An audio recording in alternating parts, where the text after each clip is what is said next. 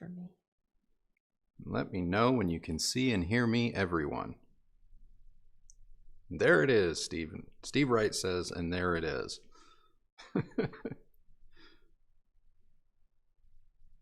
Hello, Wire World.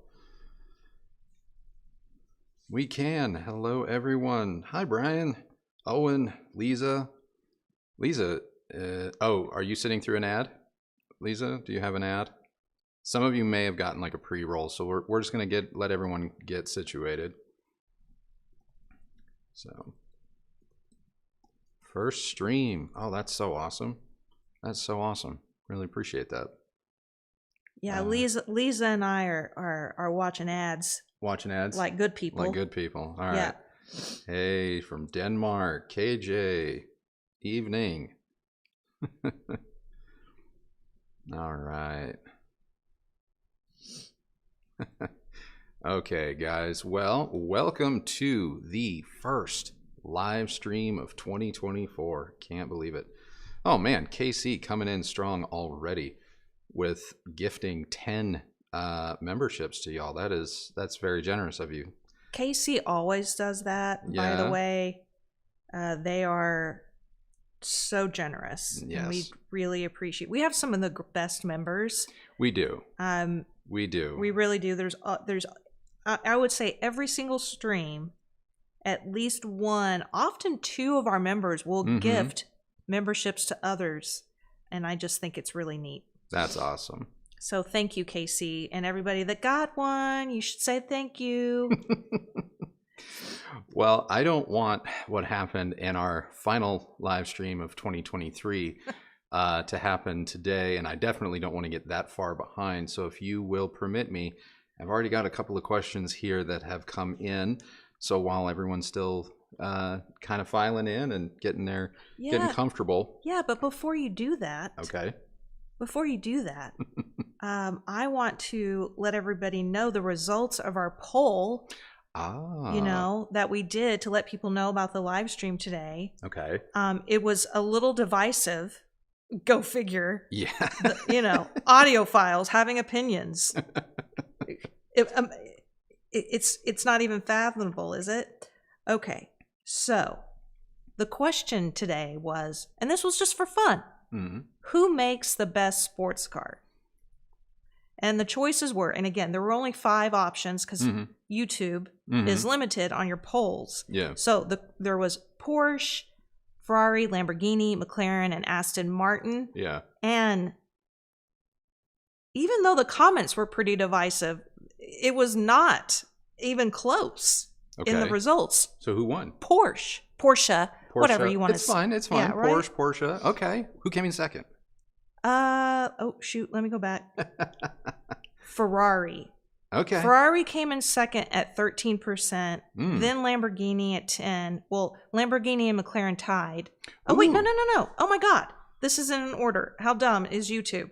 Aston Martin follows Ferrari, and then in last place was a tie between Lambo and McLaren. Okay. So, all right. Well, there you have it, guys. Definitive. The very important results of the poll. Very important scientific results. Yes, very scientific. Of the poll. Porsche makes the best sports car. Take that to Vegas and start placing your bets. Yeah. I mean, if you're welcome. If you're any other car company, today was your last day. Today was your last day. So, all right, let's get things going. Life-changing results. Yeah, let's get things going. The first question of the day is from Master of Puppets. Thank you. Do you recommend using direct mode on AVRs? If yes, what's the point of doing so, considering that direct listening mode bypasses Dirac and Odyssey? I don't know if direct bypasses everything on every single receiver. I think everyone is apt to kind of handle that how they want. I know a lot of them do if you hit direct, and it will disable that sort of a thing. But I don't know if that's a universal rule, and I'm saying that because I have not tested every single receiver ever made. How do I feel about using direct mode? You know what I love about direct mode is if you go ahead and run Dirac, run Odyssey, or do your own graphic or parametric EQ, if maybe you have a Yamaha or an Emotiva that lets you do it manually. Oftentimes swapping it into direct is a great way to A/B your results. And if you're creating your own BEQ filters inside of Room EQ Wizard, and your receiver happens to disable EQ when you put it in direct mode, it's a great way to make sure that you entered all of your filters correctly. So it's kind of like having two speakers in one. I know a lot of people sometimes set up profiles if their receiver has like a profile 1, profile 2. And if you don't, this is a great way to maybe cheat that, get a little bit more longevity out of an aging receiver that may not have various profiles, but let you go to direct or not. And sometimes some people just don't like the sound of EQ on certain things, so they'll listen to music in direct mode, but they'll do home theater with direct or Odyssey or whatever engaged. So I don't think it's a pass-fail sort of answer. I think it just comes down to what do you prefer. Good question, though. Michael, can you explain bits of dynamic range? Is this measurement important? I see a lot of X has 16 bits while Y has 19 bits, etc. Okay. All dynamic range is, because I'm not entirely sure I'm following exactly what you're saying, but I think I do. All dynamic range is, think of it like contrast. And it is the difference in, call it steps, if you will, between like the quietest passages and the loudest passages. And compressed music, meaning music that maybe you don't have to turn up in order to enjoy the depths of that loud to soft to loud to soft, because they're trying to just give you all of the information in as tight a window as possible. For example, I use quite a bit of compression on my microphones so that you guys don't have to sit here, hopefully, and turn your laptops or your iPhones or iPads up to full to hear me. That's not how I record, say, our A cameras or our reviews, but for lives, I do kind of compress the differences and I put a limiter on there so hopefully I don't clip. And it's kind of the same thing. So I'm assuming, if I'm understanding your correction, it's just like your question, sorry, is some songs or some albums or some recordings are going to be claiming that we have this much bit depth of range, whereas others are this much. And it's really kind of a fancy way of just saying like how great of a degree can we capture or have we captured, because obviously in the real world, an instrument, a voice or anything like that, it has, I don't know if the right scientific term is it has unlimited dynamic range, but anytime we're talking about bits or color spaces or pixels or things like that, it is a digital equation that's being applied to a very organic thing to make sure that the steps, the stages, the gradation doesn't become too artificial and tries to get as close to the real thing as possible. Now, where you run into problems, and we're going to talk about this in a future review, is sometimes high dynamic range, high quality recordings can be very difficult for certain amplifiers to play back that may lack power reserves.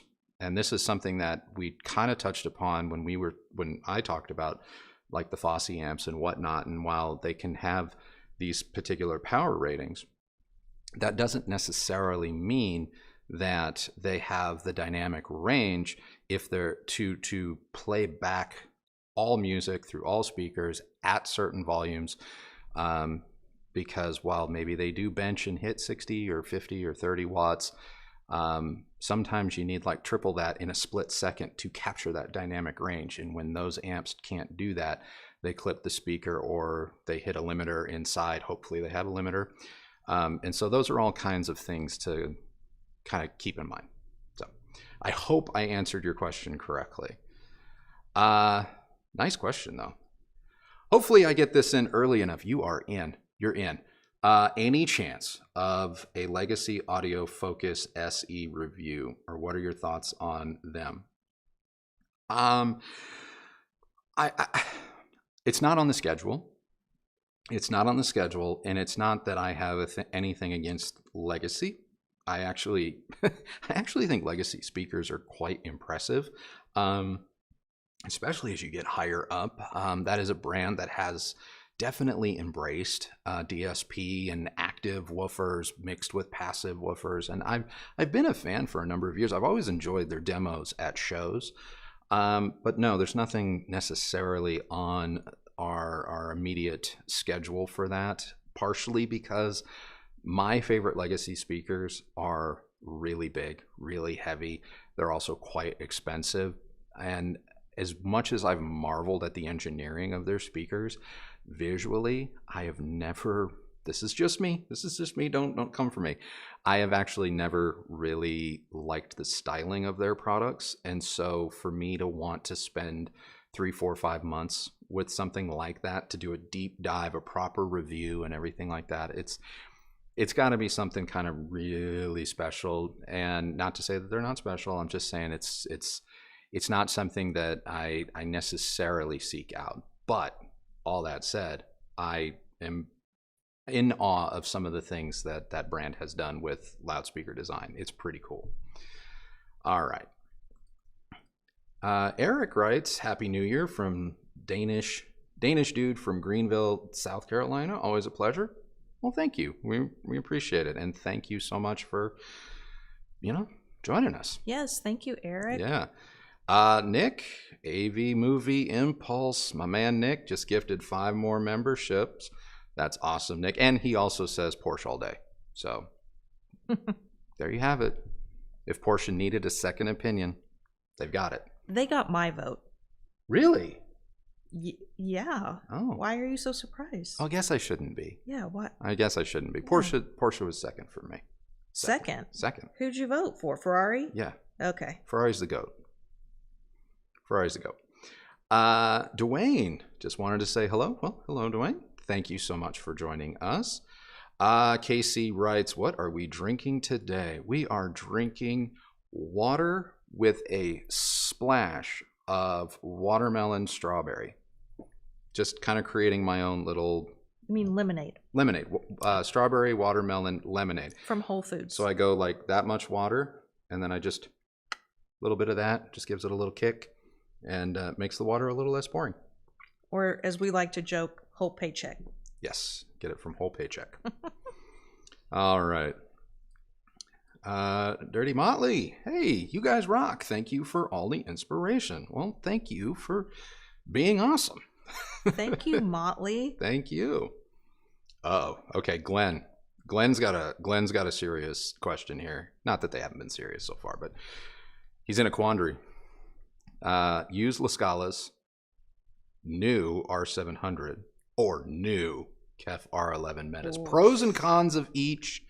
He likes loud rock and blues, but also Kebmo and softer stuff. Paradigm Defiance X15 subwoofer. Okay, so we've got...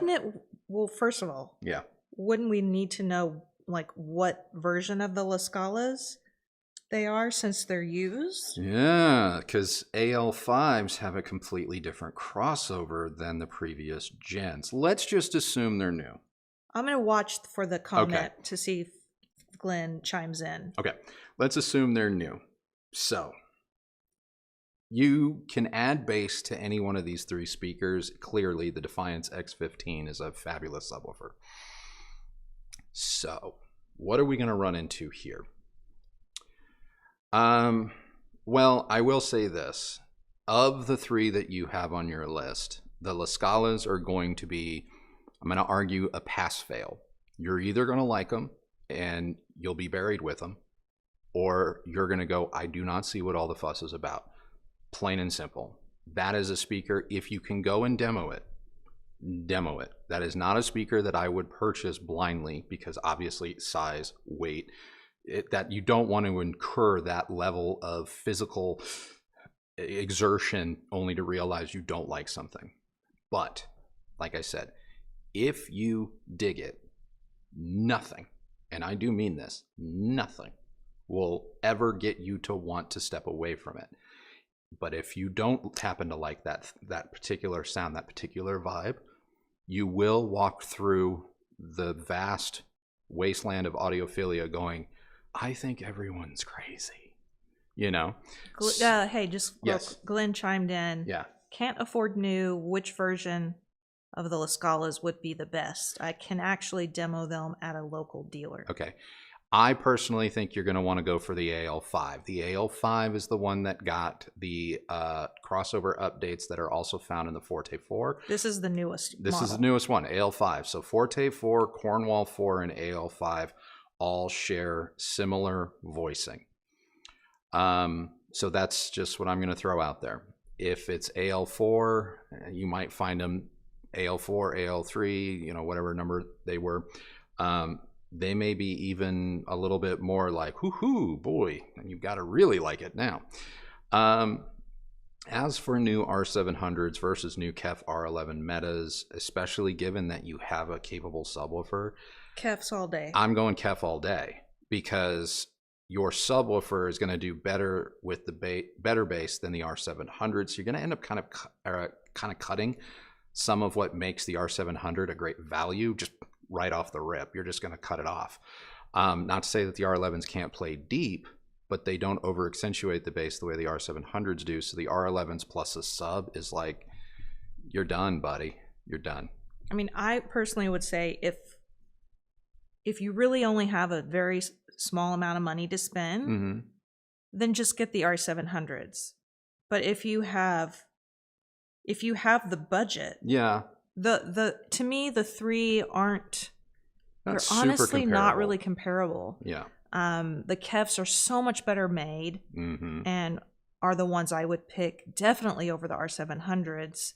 And then the La Scalas, a new model. I mean, that sound is not remotely like any of the others, in my opinion. So, I mean, if I had the space and the budget for a new pair of La Scalas, that's what I would get.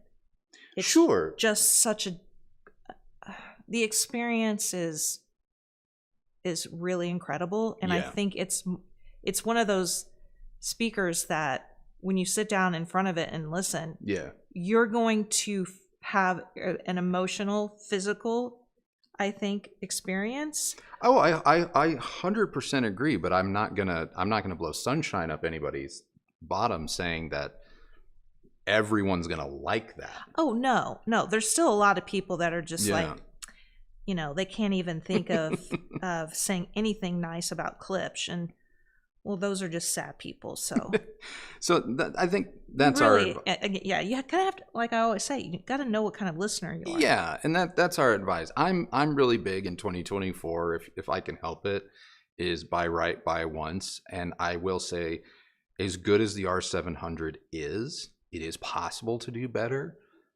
But when you start getting into that R11 meta realm, especially with a capable sub all set up correctly, I personally, and this is just me, I personally believe that you are now having to really look at speakers in that 25 grand and up range to really wholesale go, okay, that is better.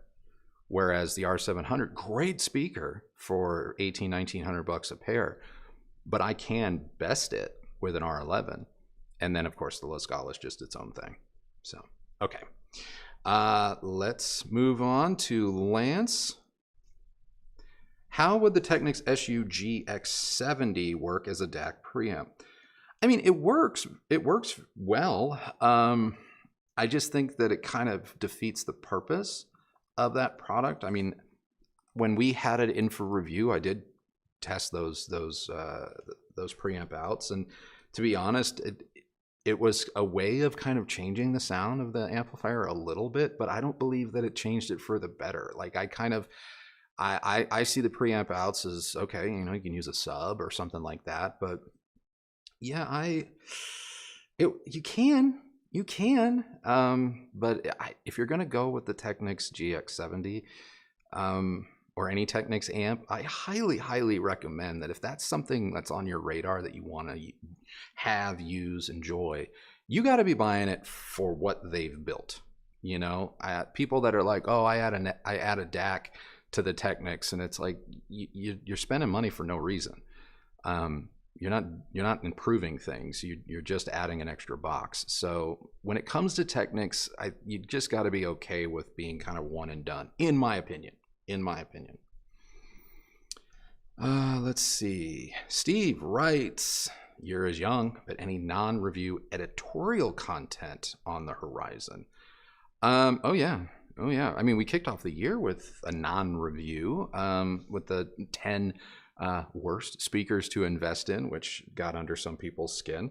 But yeah, no, there's going to be a lot more of that this year because I'm trying to keep it fun. And frankly, sometimes I too get overwhelmed and kind of bored with just review after review after review. So yes, lots coming.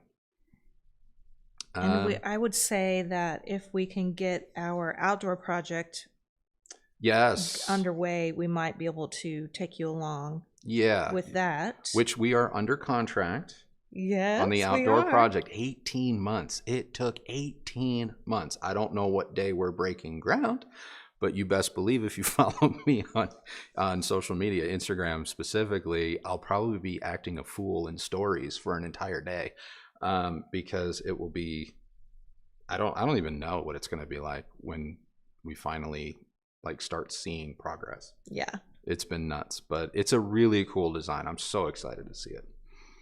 So, Tron lives. What does Tron live for? Happy New Year! I forgot the Model 5s after picking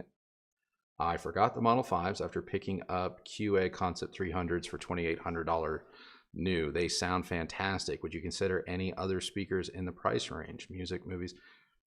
Why do you need another speaker recommendation? You got a Concept 300s for $2,800? That's insane. That's insane. You got a great speaker. You really do. Yeah, no, you're good. Absolutely. You're good. The Concept 300 is an exceptionally good speaker. Absolutely it is. And at $2,800, you got a deal. Matt, I purchased the Focal Tiva #1s and a Sony STR-1000. Unfortunately, a bit underwhelmed. They don't sound much different to my PSB Alpha T1s. What would you recommend as an upgrade? I do not know what the PSB Alpha T1s sound like. I've never heard them. So I don't know what kind of sound they produce, nor what kind of sound you might be chasing. Yeah, I don't know what to say. Underwhelmed. Kristi's gonna check the comments. Matt, can you describe to Kristi what underwhelmed means?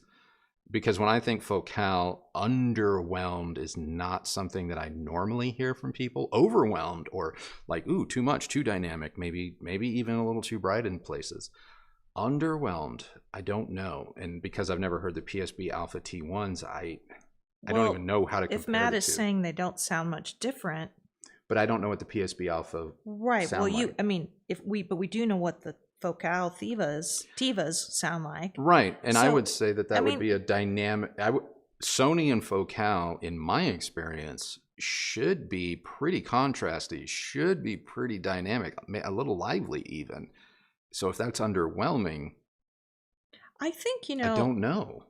If I had to guess. Yeah. I'm just going to do a little psych eval here. Yeah. I think sometimes when you go to upgrade a speaker, if you're disappointed, maybe it's because like you're saying, maybe it just sounds very similar. Yeah. And I don't know, you have to talk to yourself and find out what were you expecting? What was your goal in the process of changing? Yeah. Because if they're about the same price and they have a similar sound signature, Yeah, no, I would agree. You might have to go with something completely different, or like a tower, maybe, if you want. Yeah, I mean, it's hard. The Sony should be plenty, and the Sony should be fine with that Focal. Yeah, it should be fine. So yeah, I'm not sure. Sorry that regardless. I'm sorry that you're underwhelmed, because that I don't ever want someone to be unhappy with something that they've chosen. That's the ones that the focal we liked a lot, right? Or did we like the Vestia? Well, shoot. Now I'm trying. Now you can't remember. Now I can't remember, because they're like $100 within one another, which is the dumbest thing ever. The cheapest ones were the ones we loved. Yeah. You could go on our video and find out. Like, I can't remember the name straight, but yeah. Sorry. Okay. Mike Osmond, would a newer receiver, SR8015, give appreciable gains over a smaller, older NR1609 on sensitive home theater speakers, Klipsch Heritage, or focus on a dedicated amp for music for left and right speakers, 50/50? I mean, look, it could. Every question has to be answered with "it's possible." Is it automatic? No, but it's possible. If you're going to hear a difference, it stands to reason that you likely would have an easier time discerning the difference, if there is one, on something like a high efficiency loudspeaker a la Klipsch Heritage. It's very hard to hide imperfections from those speakers. So you have the right speakers that I'm hoping are set up correctly and in the right room, where maybe your room's not going to swallow up any of those potential gains, if there are. But would I get a whole new receiver, or would I get a separate stereo amp for the speakers? You know, I might, if there was a way to try it without renting a bunch of gear. But if there was a way where you genuinely were like, hey, if this works out, I'm going to stay with my purchase, I would maybe try the separate amplifier first. I would, because that's going to be at least something different. I'm not saying that it's going to be better. I'm just saying that going from receiver with integrated power supply, blah, blah, blah, to another receiver could be different. But at least at the end of the day, an amplifier receiver combo is going to be something really different. And it may produce results that are easier to discern than receiver to receiver. So maybe try that. Hey, I have a question that I'd like to post. Do you think you can easily find it if you scroll down? I haven't posted it yet. Okay, well, let me go to latest live chat. All right, go ahead. So I just posted it. Do you see mine? You often mention speakers. Yeah, I'm posting this on the behalf of someone else because I think it's a good question. Okay. You often mention speakers having qualities like being enjoyable or fun to listen to. What exactly does that mean? Is a neutral or pure speaker fun or enjoyable as well? Okay. What does that mean? Well, this is what it means for me. If I don't have to worry about a loudspeaker, meaning like it doesn't have some crazy inherent trait. For example, the Heresy Mark IIs, Mark IIIs from Klipsch, their high frequency rise for me was actually too much. And I know I'm a Heresy fan. I'm a Klipsch fan. Those are Cornwall 4s right behind me. But to me, the Heresy Mark II, Mark III was just too much. The Bowers and Wilkins 606S2, too much. And so I really had to start to tailor what I would listen to so as not to call it aggravate those speakers and thus aggravate myself. That starts to be me having to do homework or work in order to enjoy a loudspeaker versus a speaker enriching my life. Now, go back to last Sunday's review. If you missed it, you guys need to check that video out, especially if you're intrigued by this question. The KLH Kendall 2Fs I consider to be an incredibly enjoyable speaker because I didn't have to think twice about them. I really didn't. It didn't matter what I wanted to listen to. It didn't matter what I wanted to play, provided I had the proper amplifier, connected to them, which in our case was like the Yamaha 1000A. all in, not a cheap system, but I think you're talking about $3,500 total, and that is a great combination. And it just slotted right into my life perfectly. And whether I wanted to listen to classical piano or I wanted to listen to techno, I had a good time. And the speaker played back the music in such a way that I found myself kind of grooving, kind of head bobbing a little bit. It got me out of my analytical side. That to me is a fun speaker, is an enjoyable speaker. I also really think that the Cornwall 4s are a fun speaker because I can listen to anything I want to through them. I have them tuned the way I like them for this room. But also they just put that little extra bit of secret sauce, especially down low when they're powered correctly. They have that little something so that I'm a big fan of kick drums, when the bridge on Perfect Circles, the noose comes in, and that you hear that kick drum followed by the snap of the snare and stuff. Like, these make the drum kit sound live.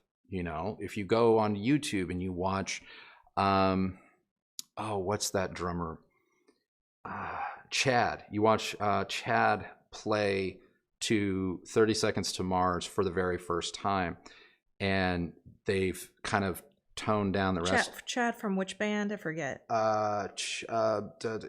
Is he Chili Peppers?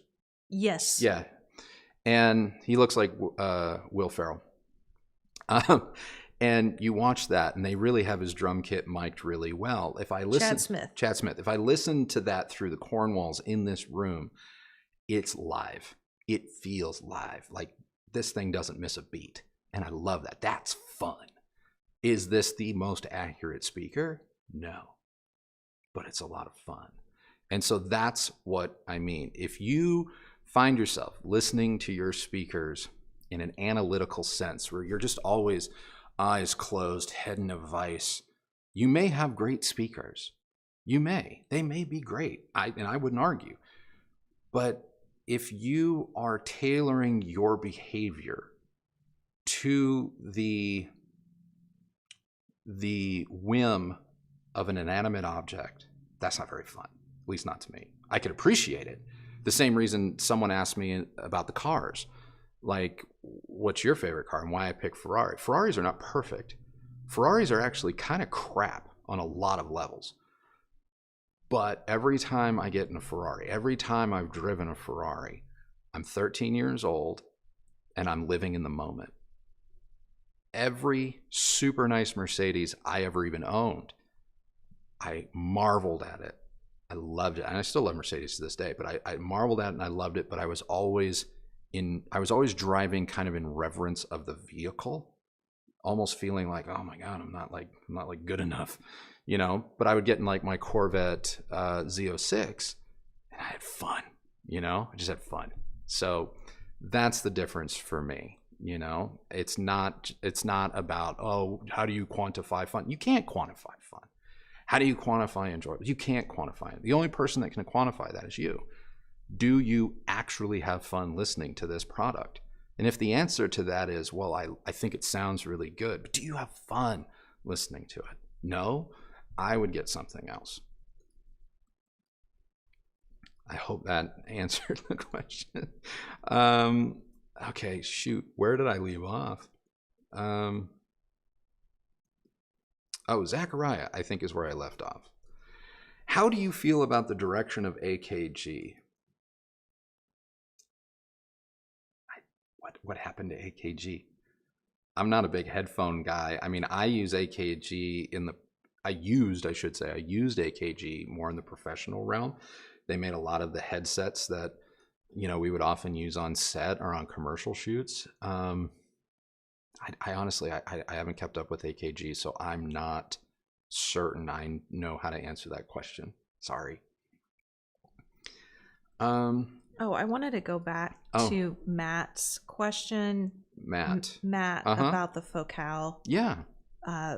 He wrote and said that he found the focales lacked some of the separation that he enjoyed with his previous speakers, and that He could not hear instruments as clearly and lost some of the detail, which impacted my enjoyment. Now, I responded that that's, as far as detail goes, that's never been an issue for me when it comes to focal. I don't know about the separation. Yeah, spatially, okay, Matt, if you haven't returned them, we're talking about the focals. Lauren, Jay, we're going to get to your question. Experiment with placement, just because maybe you placed them where your last speakers were, and just because your last speakers worked in one spot doesn't necessarily mean the next one will. And moving them forwards, backwards, side to side, even a foot, can sometimes be the difference maker.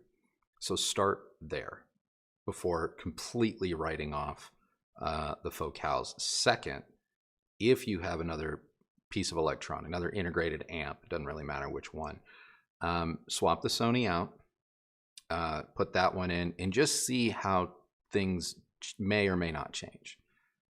And then that will give you the clearest picture if whether or not the focals are ultimately going to be right for you.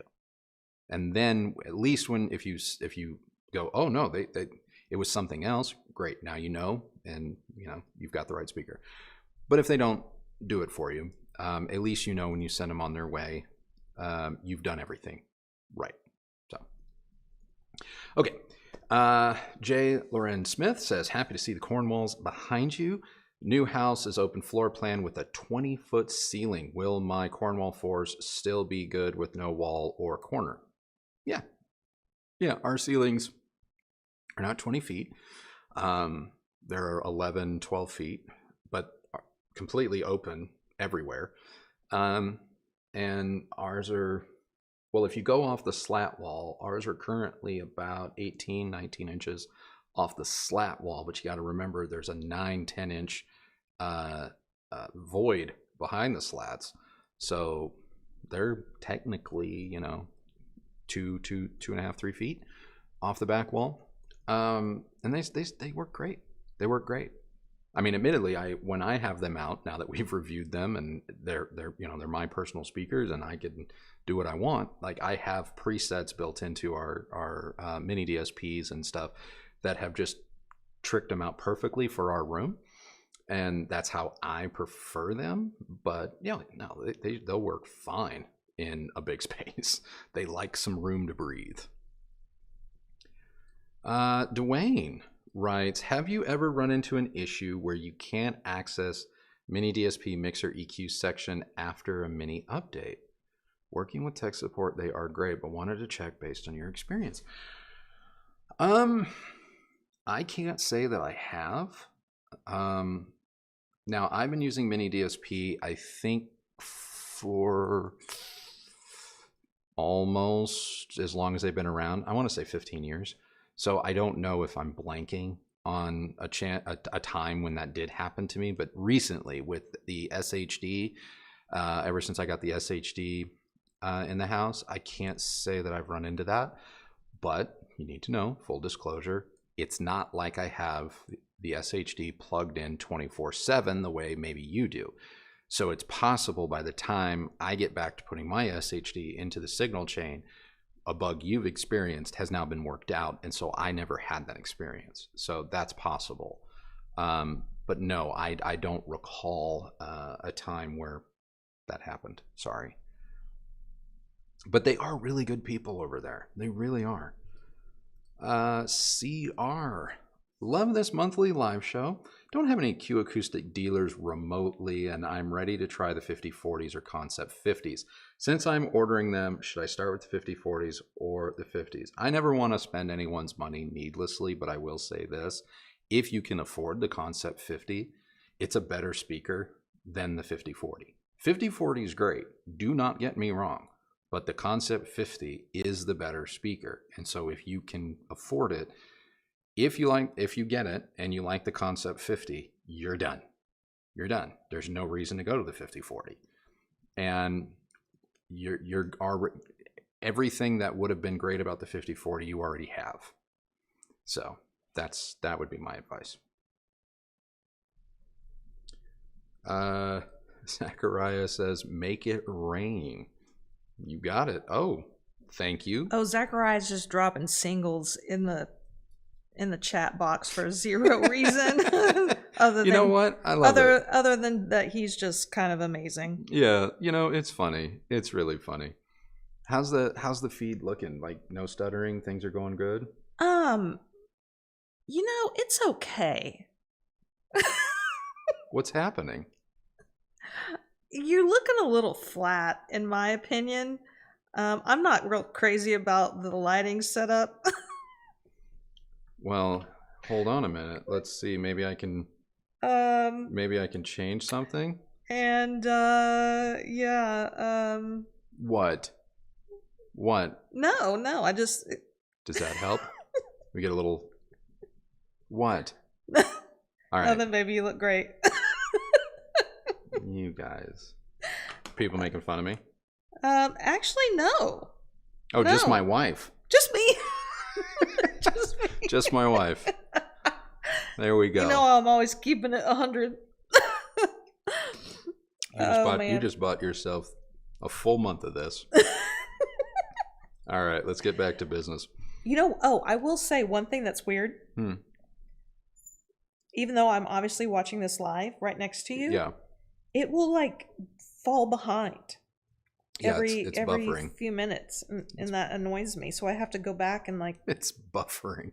Click the word live so that it lights up red. That's silly. Weird. Is it trying to play an ad? No, because I don't have. No one should be seeing mid. No. It's nothing like that. It just falls behind. Okay. Mr. Martini says you need some sun.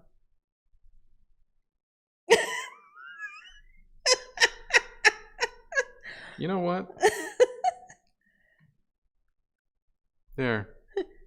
Oh, why don't you just turn all the light? There you go. Oh my God. Some of you have the brightness on your computers. Oh, wow. Let's let the camera calm down. Ooh. No, my brightness is at mid. All right. Well, but I like that zero lights, zero Fs looks. You're going to get me in so much trouble. No. You're going to get me in so much trouble. My fans love it. I bet they do, but boy, I'm the one that has to. Oh man. Oh, you're fine. All right, let's get back to work. Let's get back to work. Matt recently got a Cinema 40. Next upgrade, would you recommend monitor audio bronze speakers to some what? What? Oh, somebody named Mastro. Mastro, new podcast. Andrew in the Dark. I think that market's already cornered. Yeah. Speaker, something new, or a power amp for 3 channels. Recently got Cinema 40. All right, I gotta get my brain right. Recently got a Cinema 40. Next upgrade. Would you recommend doing monitor audio bronze speakers to something new, or a power amp for 3 channels? Well, it sounds like then you don't have the monitor audio bronze speakers. So what would we be buying? What would we be buying a power amp for? Like, what do you currently have? And if you currently have something and you like it, don't change the speakers, and then maybe do just get a 3-channel amplifier. But if you just got a Cinema 40, I'm assuming you got a Cinema 40 because all of the positive accolades that it's received, the more power, the new features, maybe you went to a dealer and were able to test it out. And if that's the case, then I would live with the Cinema 40 with what you have, really get to know it, and before just automatically jumping into, it's time to upgrade again. That would be my advice. John writes, Happy New Year's, love the channel. Still eagerly awaiting your review of the Rotel 5000. It's coming. I'm not able to fit it into January, but it won't be too much longer after that. And it is coming. And I have a lot to say about it. I do. And not in like wholesale like negative thing, or I'm not saying that like, ooh, tune in because I'm going to spill the tea. No, it's actually a very, very good product. Zachariah writes, I got a noise complaint yesterday. I blame you. Good. You know what? I'm going to wear that badge of honor. Love it. What would be the choice for amplifier and speaker setup based purely on aesthetics from each of you? Purely on aesthetics, I'm going to go then with something that doesn't require me to have separate, refrigerator. I'm going to go with something that doesn't require me to have a separate amplifier. Katie's doing stuff back there. Yeah, a separate amplifier and speakers. So for me, I would love nothing more than say Beolab 50s, Beolab 90s from Bang & Olufsen and just be done. Got everything I need right in the speaker, and they work wirelessly with my favorite TVs, so I don't even need to worry about that. And that makes my whole heart happy. I'm going to interrupt you. Yeah. Again, Matt Casey in the comments says, anyone else think Andrew has a Matt Damon look about him now? The Martian Volume 2. You want to share your Matt Damon story? I thought I've already shared that story. Just share it again. Oh yeah, okay. So I got Matt Damon all throughout high school. So, you know, Good Will Hunting and everything. Like as soon as that movie came out, like everyone was like, "Oh my God, it's Matty," and I was just like, "Oh, whatever." And then I went to college, and I had weird color hair, so some of that stuff died down a little bit. But then when I got into the working world and I started making movie posters for a living, we got our agency. We got the Bourne franchise from Universal as a client, and within like I want to say like a week or so of getting that gig, Universal, some of the people at Universal, one of the producers of the film, and then my boss at the agency, they called me in to one of the rooms, and they were like, "You're gonna be Matt Damon's body double," and I didn't know what that meant because the movie was already shot. Like I know what a body double is, but I don't know what a body double is when a movie's already done. What am I doubling? And that meant that I got fitted for all of, like they did a fitting on me, and turns out that I'm at that point in either one of our careers, give or take I don't know, an inch here, inch there. I fit into his clothes perfectly. And so they brought the entire wardrobe makeup team for like the Bourne movies to a photo studio. And I got into all of his outfits and stuff. And even they had the armorer come, and I had like all of his guns, his weapons. And for like 2-3 days at a time, like we would shoot all of the movie poster poses with me. And then we'd go back to the office, and they just cut my head off in Photoshop, and they put Maddie's head on me. So if you've ever seen the Bourne Identity, Supremacy, the whatever, there's so many of them. But with the exception of the last one, and not the Jeremy Renner one, but the first three, I don't want to say with 100% certainty there might be 1 or 2 posters that's not me, because when a movie comes out, there's actually like 24 posters made for it. But I would say 90% of the Bourne Identity movies, the original trilogy, that's me. That's me. And that's me pre like tattoos and stuff, because once I was like, I've body doubled Damon. I've body doubled Edward Norton. I was Edward Norton on The Illusionist. I body doubled John Lennon for a documentary. Obviously, John's not around, so I body doubled him. Oh gosh. What's his name? Oh, Colin Farrell. Yeah, Colin Farrell. I've been Colin Farrell. Because I did body double shoots for the SWAT poster. Yeah, I've been a few people actually. So, but yeah, that's my Matt Damon story. Never met the man, and that's the funny thing. I played him for what, 2 years, and never met him. Never met him. So, yeah. So Eric, my answer was Bang & Olufsen. All right.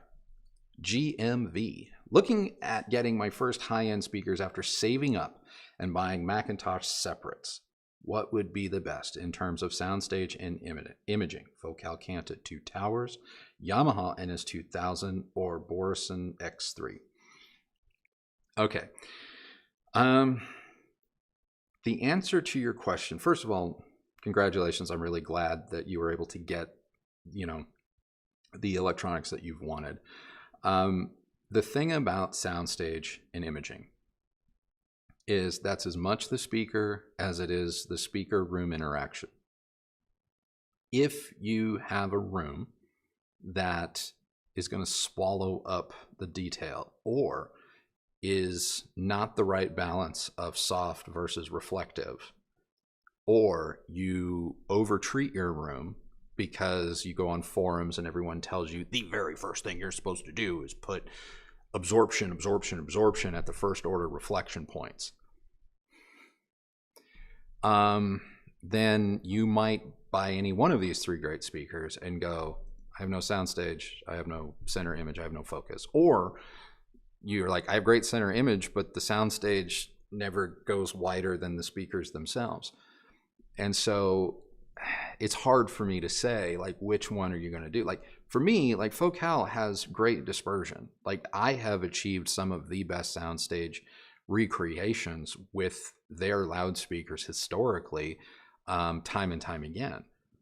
But that doesn't mean that every person that buys Focal is going to have that experience. And it's frustrating from my perspective. And I'm sure it's frustrating from your guys' perspective, but it's frustrating from my perspective because there's so much of this that has absolutely nothing to do with the quality of a product or lack thereof. Has everything to do with, did you set it up correctly? And I would rather listen to a pair of $500 speakers or $1,000 speakers set up correctly than a $100,000 pair set up improperly. And so, yeah, I think all 3 of these speakers will give you what you're after. Just take a look at your room and maybe what you have now and go, well, do I already enjoy those things now? Because if you feel like the speakers you have now have a nice soundstage and all of that, okay, then you're probably going to be okay. But if you're like, no, I'm hoping new speakers, give me that. Experiment with the speakers you have in terms of placement in your room to see if maybe they don't open up a little bit, and then from there worry about upgrading. Oh, it jumped. Okay, here we go. All right, Mo writes, just got the new Lascala's AL5 and RP1600 subwoofer. First song, Cat Stevens, Father and Son, and oh my God, just oh my, see that's it. Same thing happened to us. Same thing.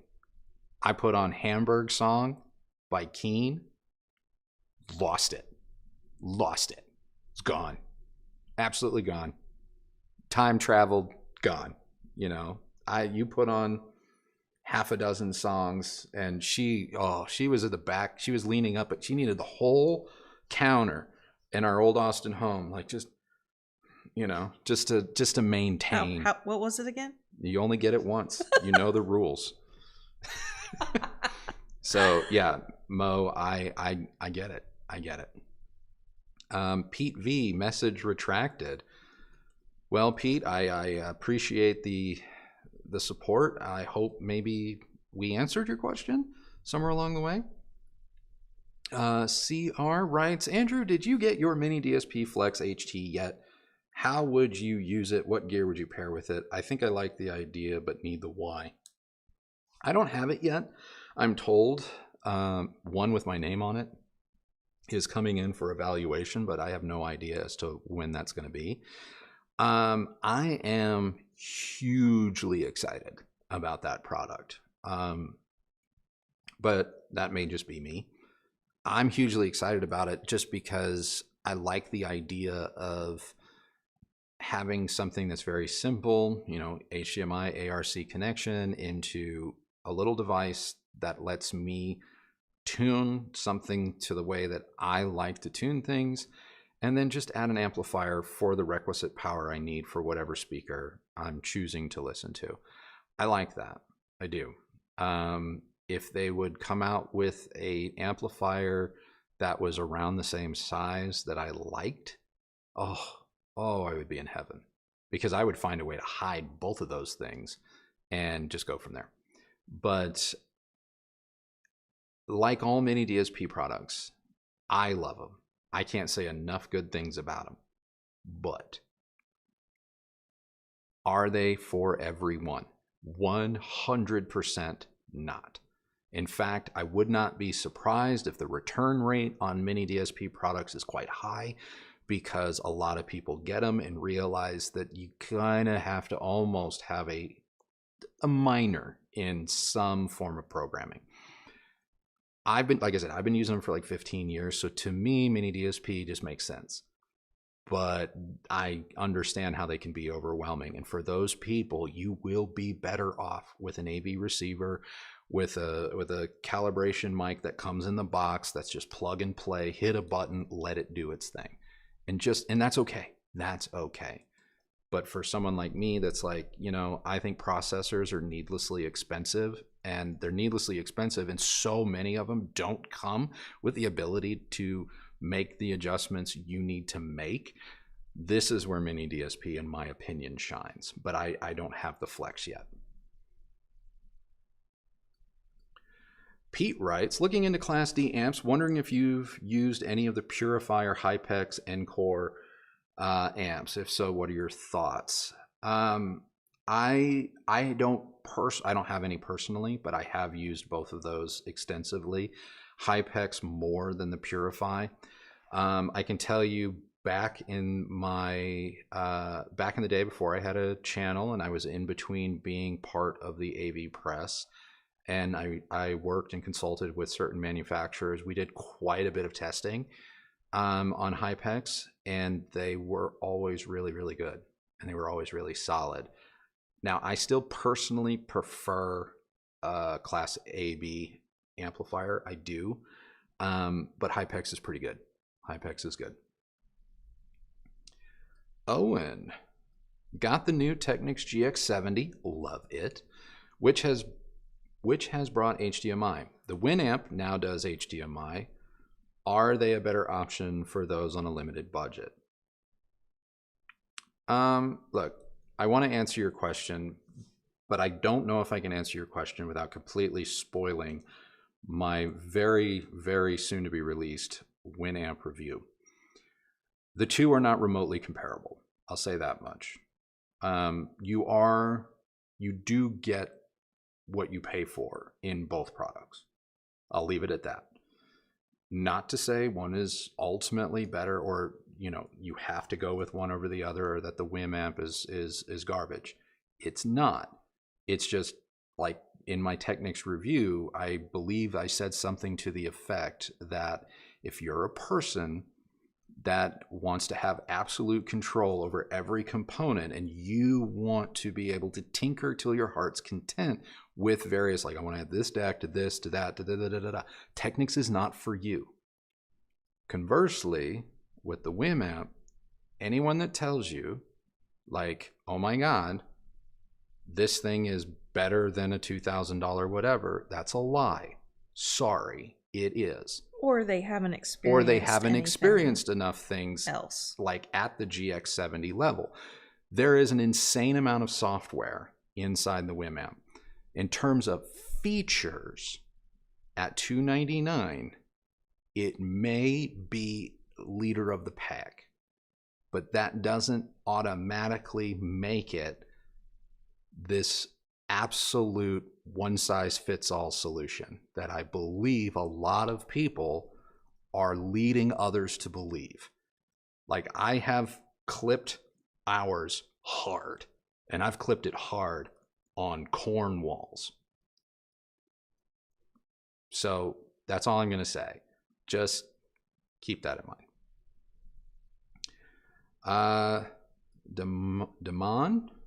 Demand.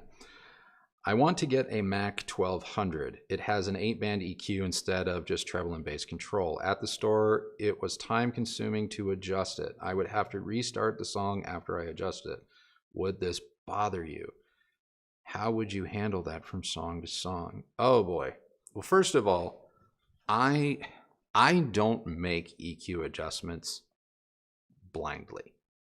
I don't. I take a blanket reading of each individual speaker at my listening position, and then I take a joint reading, because some EQs let you control right and left separately, some don't.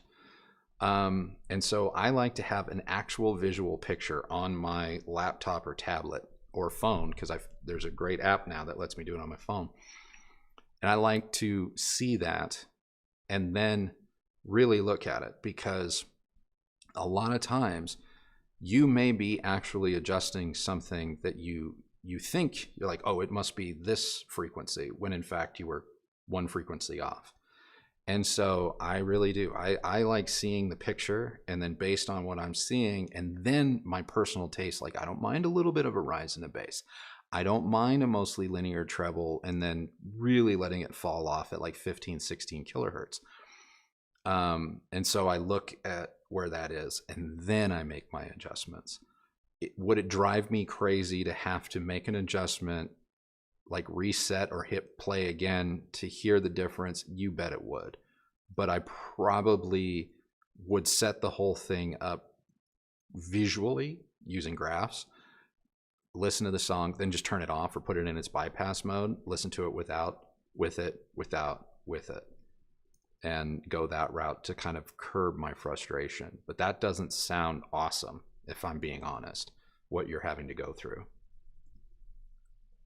Pete M. Hello. Happy Thursday. Happy Thursday, Pete. Michael. Oh, look at Michael here, just spending my money. You can order the Nakamichi Dragon right now. Well, not right now, I can't, because I'm talking to all you fine folks. And who knows what happens if I were to suddenly be like, opening a new tab. And, blah, blah, blah. So that's good to know. I'm not saying that as soon as I get off this live stream, I'm going to go buy it. We're not buying it, guys. Because it's not going to happen. I'm not going to say that. It's not. I'm not going to say that. I'm just saying that if you had to write the 2 checks I've had to write in the last 2 weeks, you would be like, you know what? That Nakamichi can sit on the shelf a little bit. It ain't going nowhere. It's going to have to. It ain't going nowhere. You know what? Black Friday always comes around. Because 2 years ago, we wrote a big check to get this house. And 2 weeks ago, we wrote another big check to get an 18-month-old project off the ground. That's not even to pay for it, just to get it off the ground. Nakamichi is going to have to hold up a minute. I honestly, I think that would be the one product I might break our rule, our policy about not letting a viewer send in their own personal gear for a review. You know what? Here, I feel like every stream we have like a Nakamichi moment. Oh, everyone. Every stream since they announced it. Look, I'm not entirely sure what I'm supposed to say about it, to be honest. I don't, because it's kind of one of those products now, because the hype is like, it's almost like this Wii-Mamp. Like, I'm going to give you a fair assessment, and I'm going to back it up with like visual freaking proof. Like, you're going to witness this thing doing the bad thing. You know what I mean?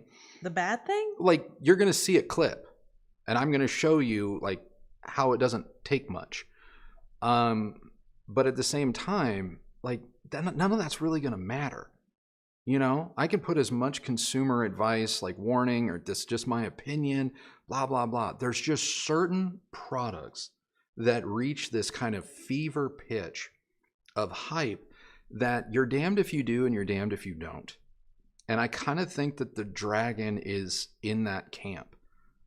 Because I can tell you from already what they've shared. Like, at this price point, it doesn't have certain wireless connectivity. At this price point, it doesn't have an auto EQ. At this price point, the graphical interface looks like that Game Boy-ish. Are you kidding me? And I mean that. I don't have to play with the product to look at it and go, that's not competitive. It can still be a great product. It can still sound amazing. And they can still make it out of unobtainium. That's still going to be stupid.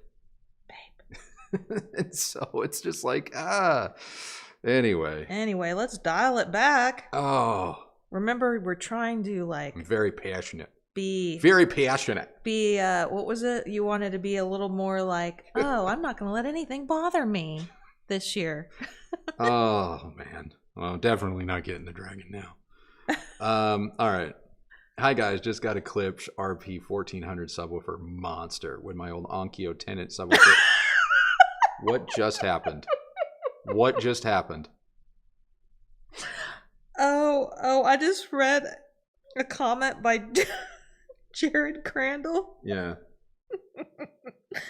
And I just read it like it was a normal comment, and then I realized what the person is saying, and that made me laugh.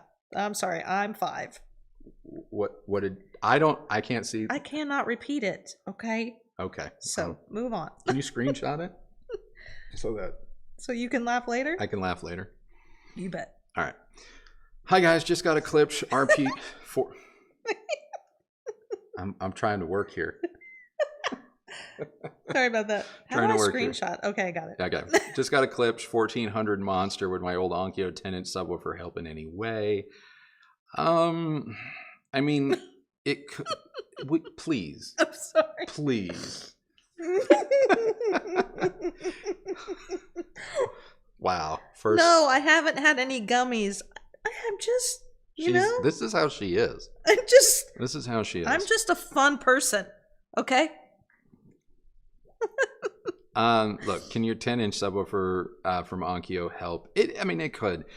It may be a way to more evenly distribute the bass around your room. If you find as you move around the couch or move to a different seating area, maybe the bass just isn't as impactful, in which case a second sub could be used, strategically placed to make sure that seat has enough bass. Seriously. I'm sorry. Okay, I'm going to pull it together.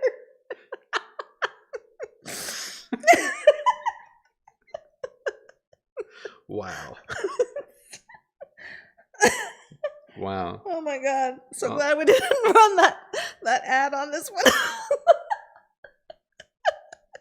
I have no idea what's happening. Oh, nothing. I have no idea. I'm still laughing about the... Well, scroll past it. I did. So okay. Yeah, Jose, that is my advice. Okay, I need to leave. Can you leave quietly? No. Okay, I think I've got it. Because I can't. Stop it, Nadeem. Now people are just trying to make me laugh. Okay. Because I can't silence your mic from here, so unfortunately.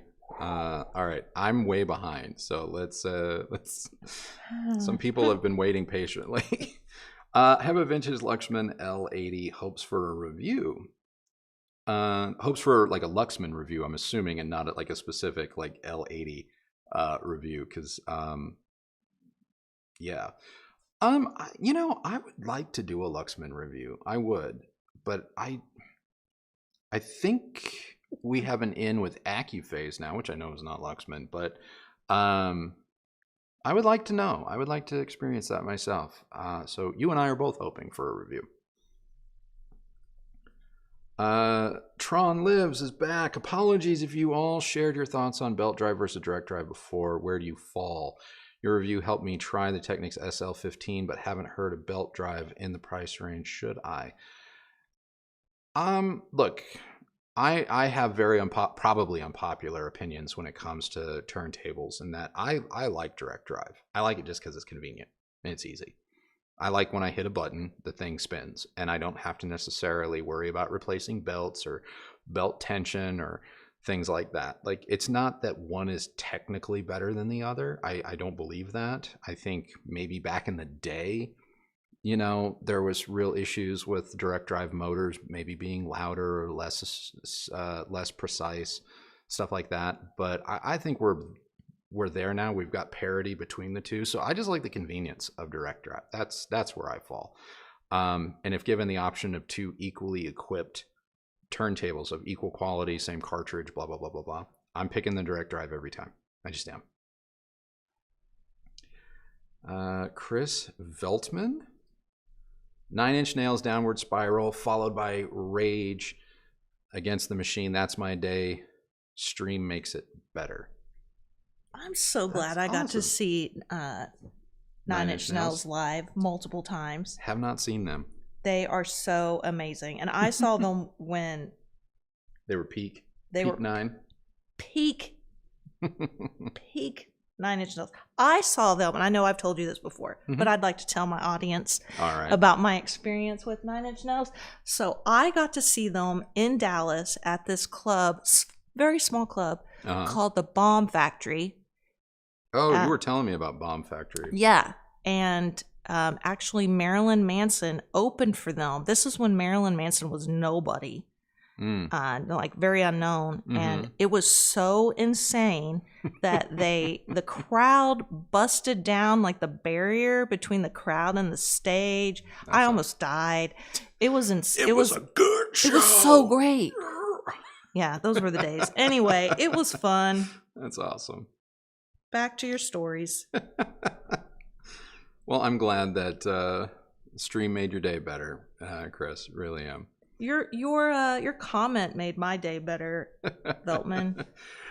Peter writes, Audiolab 8300 XP with Q Acoustic Concept 50 or Focal Area 936K2. I mean, me personally, I can't tell you one's better than the other. You may prefer the Focal. Me personally, I'm going Concept 50, especially with the 8300 XP, because that's a combo I have, and I love it. Especially when you have the Concept 50s in white and you have the white 8300 XP. Oh, it's amazing. So good. So yeah. Peter. Ben, do you guys routinely use the spikes that come with floor standers? I find it very hard to adjust speaker placement once they're fitted. Any tips? I don't use the spikes that much that come with floor standers because our floor is so fragile that, and the same thing happened in Austin when we moved out of our Austin house. You could see every spike point in the wood. You could see it. And I know people are like, oh, you should use the little discs or slip a quarter underneath it. And that's just like, wow, that's a lot of work, especially when you're trying to A/B speakers and rotating them out and stuff like that. So I use the isoacoustic feet. I know they're expensive. I do not claim that they will make your speakers sound night and day different or better. I actually think anyone that makes those claims is blowing smoke.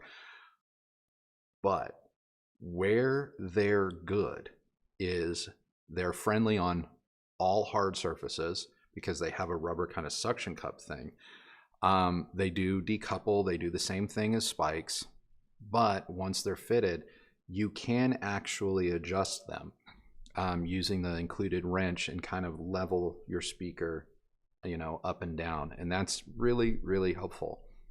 So that's what I use. But understand that I don't expect everyone to go out and do that. It's an additional $300 or $400 investment on top of whatever you've spent on your speakers. And not all speakers let you put those type of aftermarket feet on, but that's what I use. And if the speaker comes with an option of a spike or a rubber footer, if you watch our videos, 99% of the time, you're going to see the rubber footer on the speaker. Let's see. Mark. Hello from Australia. Samsung 990C, $700 off retail. Should I bite the bullet and go for it? I mean, if you want to. I mean, the 990C is great. I know a lot of people are like, oh, I got it, and I think this and I think that. And it's like, I don't know where your expectations were or what you're coming from. I think if people are honest, it's pretty impressive what that system can do at $1,300. And there's a lot of systems where you're spending 4 times that much that still won't do what it does. Is it perfect? No, nothing ultimately is. And at the end of the day, you're at the mercy of my experience versus someone else's experience. And someone else may have room dimensions that are weird AF, you know, and maybe they set it up weird. Maybe they set it up wrong. Maybe they're in a congested internet situation, or their internet's not very good. You know, there's a whole bunch of things that go into all of this, but I think the 990C is 100% worth it at its MSRP. Now that I know that a lot of people are picking up the 990C for like half, or, you know, like you, $700 off. I have zero hesitations in recommending that product. Zero. It's great. Can't follow anything you say because mustache. Good. Send your complaints to I've been wronged at youtube.com. No, I appreciate it. We're just trying to keep it fun, you know, trying to keep it fun. Joystick Gamer, Josh, what actor, actress was the most pleasant to work with? Oh boy.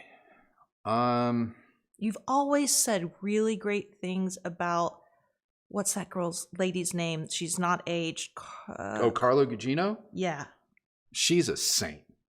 She's amazing. I worked with Carla. Gosh, I think I've worked with Carla like 3 times. I don't expect Carla to remember me. But I worked with her 3 times. The first time I worked with her was on a show called, what's it called? Karen Cisco on ABC. And then I got to work with her again on one of the Rodriguez movies. Was it Sin City? No, it wasn't Sin City. I can't remember. No, she's awesome. She was awesome. You know,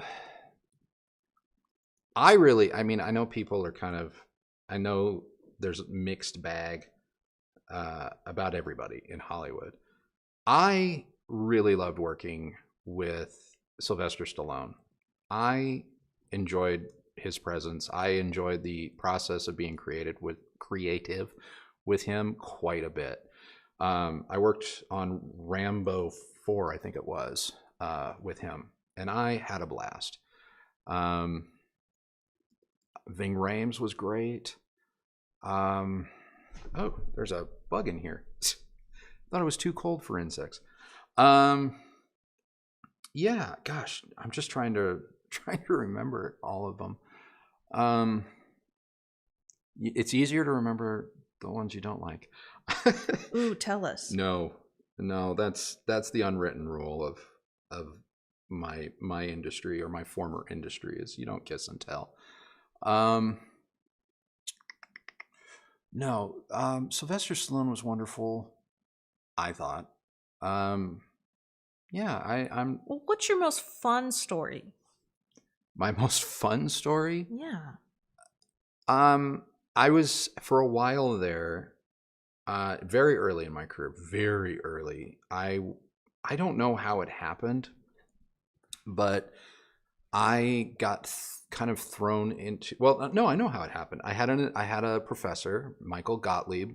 He was the writer and director of the movie Mannequin. Love that movie. It's a great movie. And he'd done other films and stuff, and including he wrote the scripts and the storylines for many of the Mortal Kombat video games, come to find out. Anyway, he was an instructor of mine in college, and he was my screenwriting teacher, and we got along very well. So after I left school, we stayed in constant touch. We would go out to eat and stuff like that and hang out, and we became friends.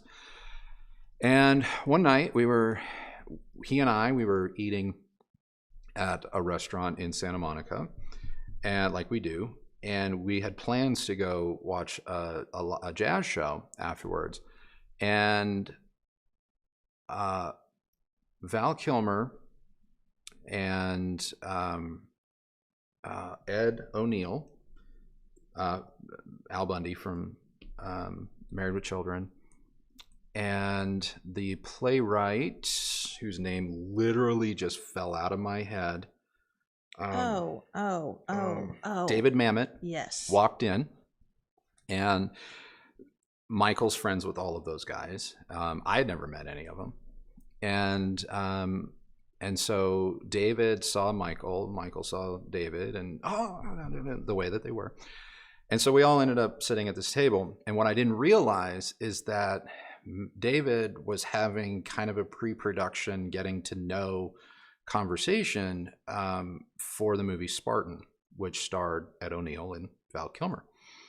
And so I just got to be kind of a fly on a wall as a bunch of people talked about art and books and music and stuff. And it was great.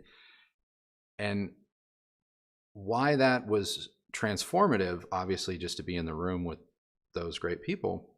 But a few weeks later, I actually bumped into Ed O'Neill at a photo shoot for the ABC reboot of Dragnet, and he remembered me from that one encounter.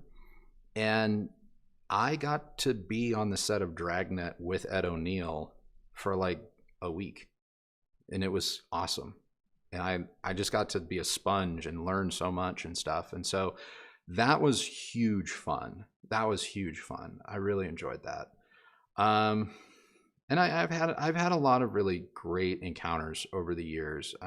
But that's like my favorite, like professional, like, only in Hollywood sort of story.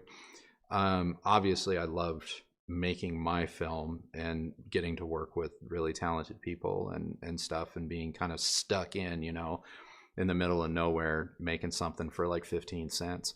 I'll never forget that. But yeah, those are two good stories. So, and then the time that I got to go hang out with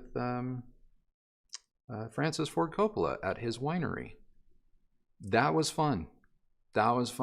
Having Francis pour you bottle after bottle of red.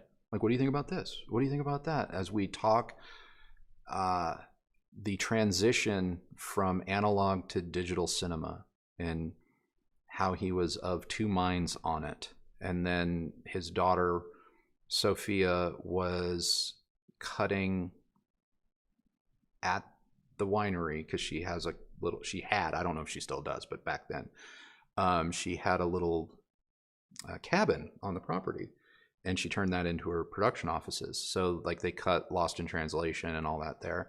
What was the film she did after Lost in Translation? I cannot remember, but they were working on that film, and so she was popping in and out, and it was a fun night. A fun night. So I got to get undressed once on set of the Sarah Michelle Gellar movie. Oh, there you go. Which one? Oh, I can't remember the name of it right now. It's the one where she's like, she goes back in time. It's like in the past and the present, and she's like something about her mom getting murdered, I think. I don't recall that one. Admittedly, I'm not the world's... It wasn't The Ringer. Was it The Ringer? That was a TV show. Oh, I can't remember it. Anyway, yeah, I had to change clothes in public, in the middle of everyone, with 6 guys in rafters above me, controlling, lights for a pretend club scene. Anyway, that was fun. I got tackled and stripped naked on a film set so that I didn't get hypothermia, because what? Yeah, we were doing a kind of a student film situation, and I was, at that time, I'm 19, 20 years old, so it's like, get the shot. And I was acting in it, and it was, I don't know, it was probably like 12 degrees outside. And then my big, for the scene was, let's make it rain. So we got a fire truck, and because in small town America, you know, they're willing to help you out. So this fire truck shows up, makes it rain, like just rain, and this is ice cold. And I'm acting opposite Alan Kaiser from Mama's Family. What? And why have I never heard this? And we are just getting soaked, but it's my coverage, so they've like moved the rain a little bit more on me, and he's kind of off. He's got a little blanket, and I'm just doing take after take, and they're like, we can stop. I'm like, keep going. So like for like 15 minutes, just doing these lines, and we cut, and I kind of collapse, and like here comes all the firemen and the paramedics that have to be there on set anyway, and they like run, like grab me, run me into this house that we were using as a production office, and no joke, they start pulling my clothes off of me, and no sooner do they get me like down to my birthday suit, they wrap me in one of those tinfoil silver thermal blankets, and they turn the frickin' oven on, and they sit me in a chair with the oven door down, and they're like, everyone just moved back, and I was like this, and yeah, I was like a shade of purple. There's getting the shot, and there's being dedicated and all that, and I know Leonardo DiCaprio won an Oscar for, you know, fighting a CG bear in the snow, but it's not recommended. It's not. I'm confident I still have like nerve damage in my hands and feet because of it, but yeah, it's a fun story. David has a question about AV. I bought Polk R700s with the Cinema 50 and Polk R300s and Polk in ceilings. Oh, Polk all the way. I'm thinking of upgrading center and want better dialogue, considering Polk R400, SVS Ultra, KEF Q650, KEF R2, or R6. Any suggestions? Haven't heard all of those centers. If you want dialogue clarity, you probably don't want a center that may lean a little bit more towards having a weightier bottom end. So we own the center, the smaller KEF Meta Center. I don't know if that means the R2, or it's not the 6. It's not the big one. We have the small one. And I don't have any problems understanding dialogue, which is the R11s. But you really like that KEF Center, and you find it intelligible. Oh yeah. So that's where I would go. And it's neutral, so it's not like going to draw any extra attention to itself as like, oh, it's radically different than the rest of the Polks. So, okay. Back on track. Guitar 42. Your take on open box integrated amp offers in the $4,000 range to save 25 to 33%. Are they worth it? Also, any plans to review Heigl in the future? Look, I'm a big fan of saving money regardless. If it's open box, refurbished, or whatever, the only question I would ever ask is there a warranty? Is it the factory or a new one? If it, and how long is it? Obviously open box or refurbished stuff tends to have a shorter warranty sometimes. Sometimes the company's like, oh, it's full factory. So I always ask that question. Second, if make sure you've got like 30 days, if something goes wrong, you can still return it, and it's not all sales are final. But yeah, buy open box, buy open box, buy, slightly used or refurbished. I have no problem with that as long as the company doing it stands behind it. Any plans for Heigl? No, but that's not on us. We've asked. They know who we are. They know our requests. They have our wish list. It's up to them. It's up to them.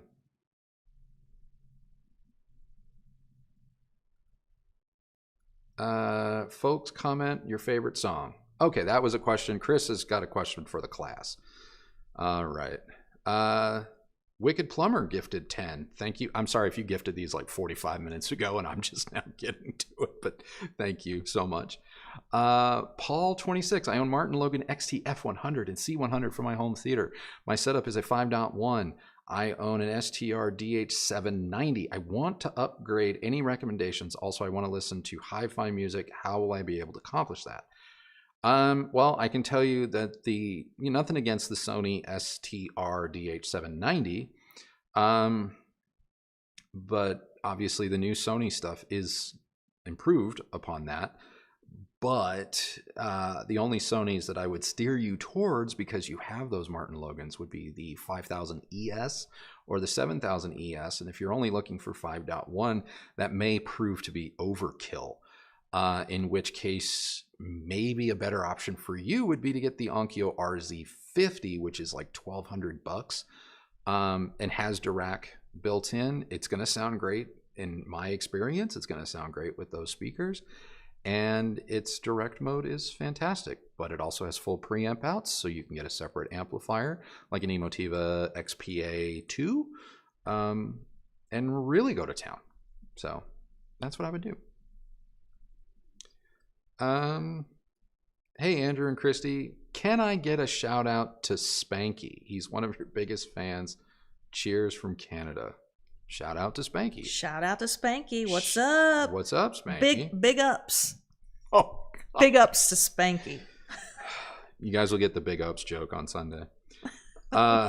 If you read the description. Yeah, or the pinned comment. Pinned comment. Big ups. Oh, God. This is why you tune in live. Yeah. This is the lives are the best. This is why we do this. I think it's the best thing we do, to be honest. If Klipsch built a modern-looking big woofer three-way, something that looked good with the grills off, no visible screws, do you think it would sell out? I think a lot of Klipsch speakers sell out even without all that. You want to know something? I think I can answer your question. And the answer to that question would be no. Because they actually did it. They did it about 10 years ago. It was called the Palladium. And they worked with the Porsche Design Group to make that speaker. And it was gorgeous. And I don't want to speak for Klipsch. I don't have official numbers. But I want to say that might have been one of the bigger whiffs that brand has ever done. Everyone at the brand loves that speaker, by the way. They have them in their offices, but the audience, the Klipsch faithful, did not like that at all. I remember when I saw them, I was like, whoa, these are gorgeous. And they are. If you can Google a picture of Klipsch Palladiums, they're neat. They're really, really neat. And I thought they were fantastic, but a lot of people didn't. So they've actually done that, and it didn't work out. Let's see. Oh, here we go. Hey guys, I have a Denon A1H powering my home theater with Kef Meta speakers. Now I'm getting into 2-channel. I'm being told a proper 2-channel amp like the Rotel 1572 or 92 will open stereo immensely. My room is treated and I get good imaging. Is it really that different? I mean, I honestly, I don't know on two fronts. A, I'm not in your room. Two, I have not actually heard the Denon A1H. We're still waiting on ours to arrive. So that I can't help you with. I mean, I personally think Denon and Rotel are just, their sound is vastly different. Yeah. I personally prefer Rotel because I just like a bit more of a livelier sound in general, and a little bit more detail. And I think that Rotel provides that for me, whereas Denon, their sound characteristic to me is more laid back. Well, they do definitely go about amplification differently. I will say that. I mean, they may be in the same kind of amplifier class AB, if I'm not mistaken. But Rotel, especially their higher end, more powerful amps, tend to produce a sensation of a grippier, more confident kind of attack. Like, I really feel like with their more powerful amplifiers, integrated or separates in stereo, like they're kind of Krell-like in that you're going to get the most out of your speaker, in my opinion, in my experience.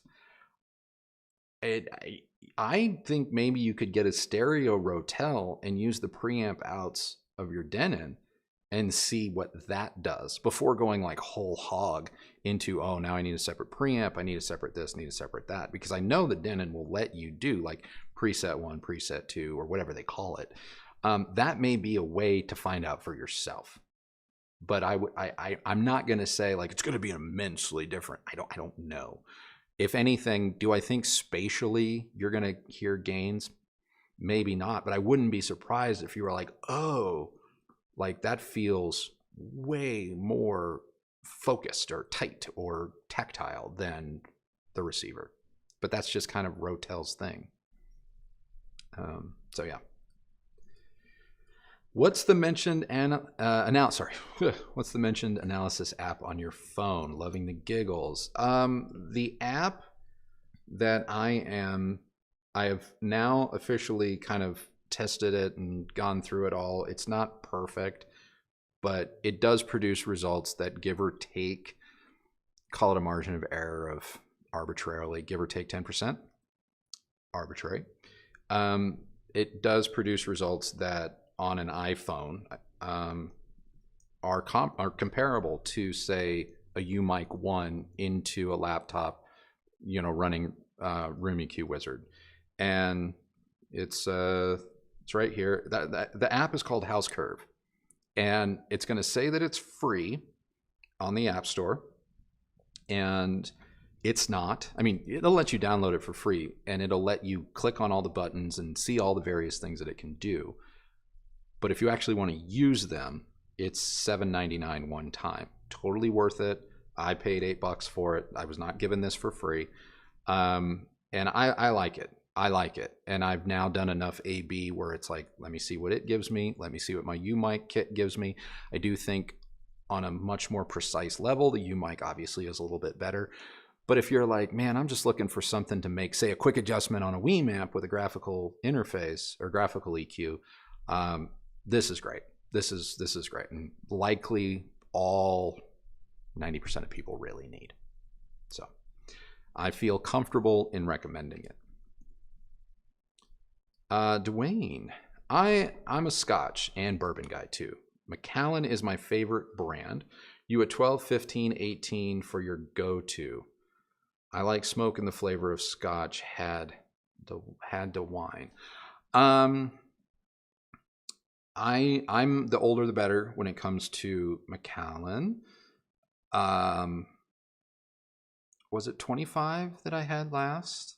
If I can get my hands on 25, I go for it. Otherwise, 18 is my next favorite. I do really enjoy it. My favorite is the Lagavulin 18, which I understand is an acquired taste. It gets really earthy. Sounds like you just go out into the forest, as you do, and you just campfire. Bend over at a stream. It's the water is cold, it's flowing, and you just pick up a mound of dirt and you just pop it in your mouth.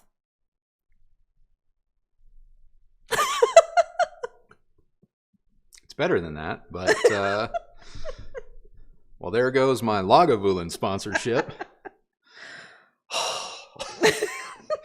You just try and break through. They weren't gonna sponsor us, honey. Oh man can have dreams and goals. I know. Anyway, reach higher. How about that? It doesn't get any higher. They're it. All right. Anyway, but yeah, that's where I'm at, and I know I've had the other one, but it's been so long, I would hesitate to comment. So I'm seeing Marco, thank you. Bodie McBoatface, thank you.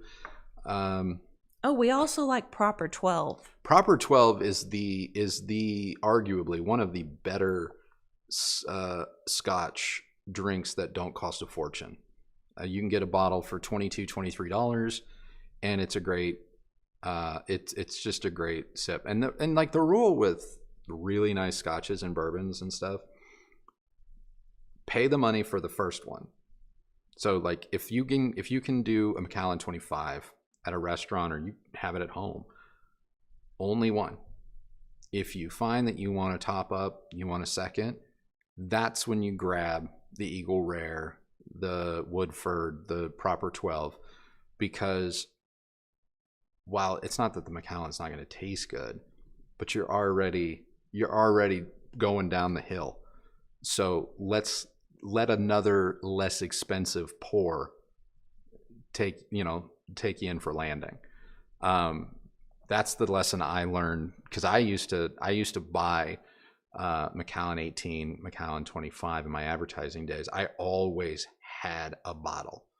That was just like a rule. And then he had to file for bankruptcy one day, so no big surprise here. I always had a bottle at the office. Always making the smart financial decisions. And that adds up. That adds up, especially when people start coming in your office and stuff, and they're just like, is it 5 o'clock? And it's like 5 o'clock somewhere, But yeah, that's what I would do. Okay, 80-20 movies. What? No, I was just like, you need to get back to Michael's question. Michael, 80-20 movies to music. Would you prefer Q950, Aria 926, 723S each with matching center, or something different? Different price points. Will use Crown amps or a Tone Warner dedicated 12x19 room. Okay, if you're going to use Crown amps, you might hear the noise floor more on the Focal. I can't speak to the 1723. I've never heard them. But the Crown amp will control and get the most out of the Q950.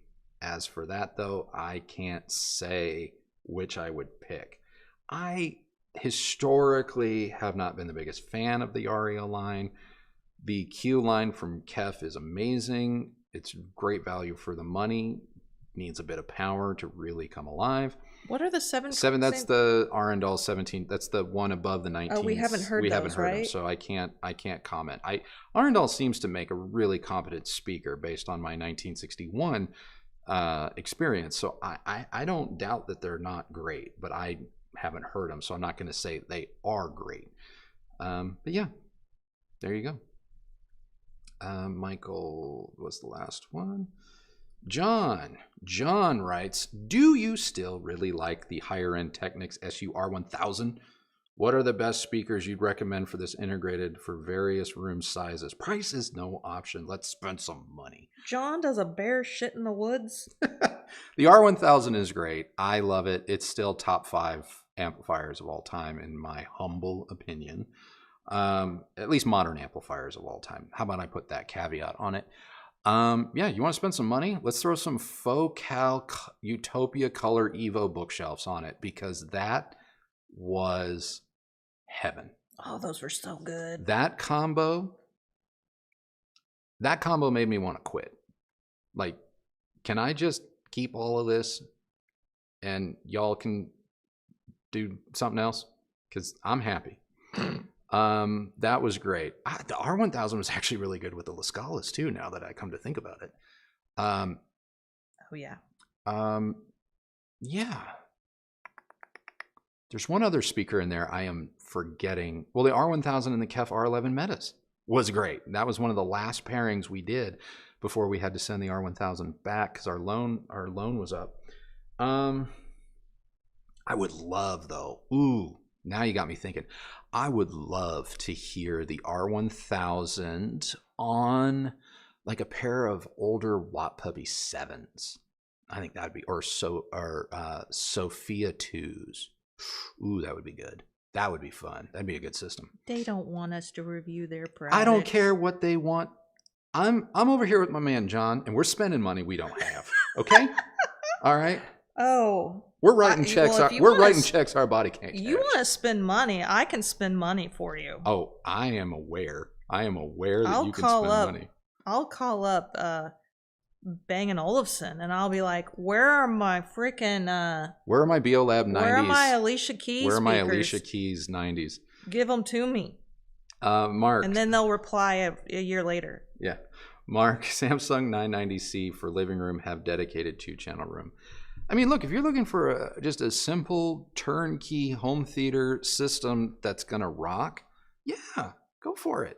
Go for it. Like I said earlier in the stream, I got no problems with the 990C. I think it's fantastic.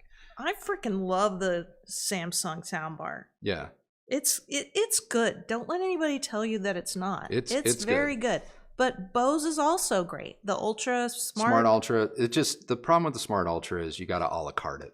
You got to know which accessories to go buy, and Yeah, and and stuff. And their surrounds, are stupid, trash. but it's still a great bar. Oh, the bar's amazing. That's why we still have it. Do you think manufacturers have gotten better with products with promises of future features?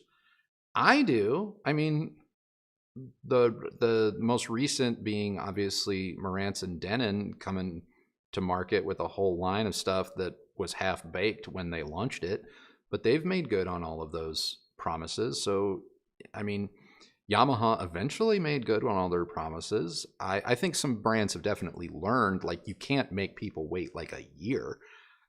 So anytime someone's like, oh, it could be coming with a firmware update in 2025, don't buy it yet. But if they're saying, like, if they're like, hey, it's 2-3 months out, yeah, for the most part, I think manufacturers have gotten really good.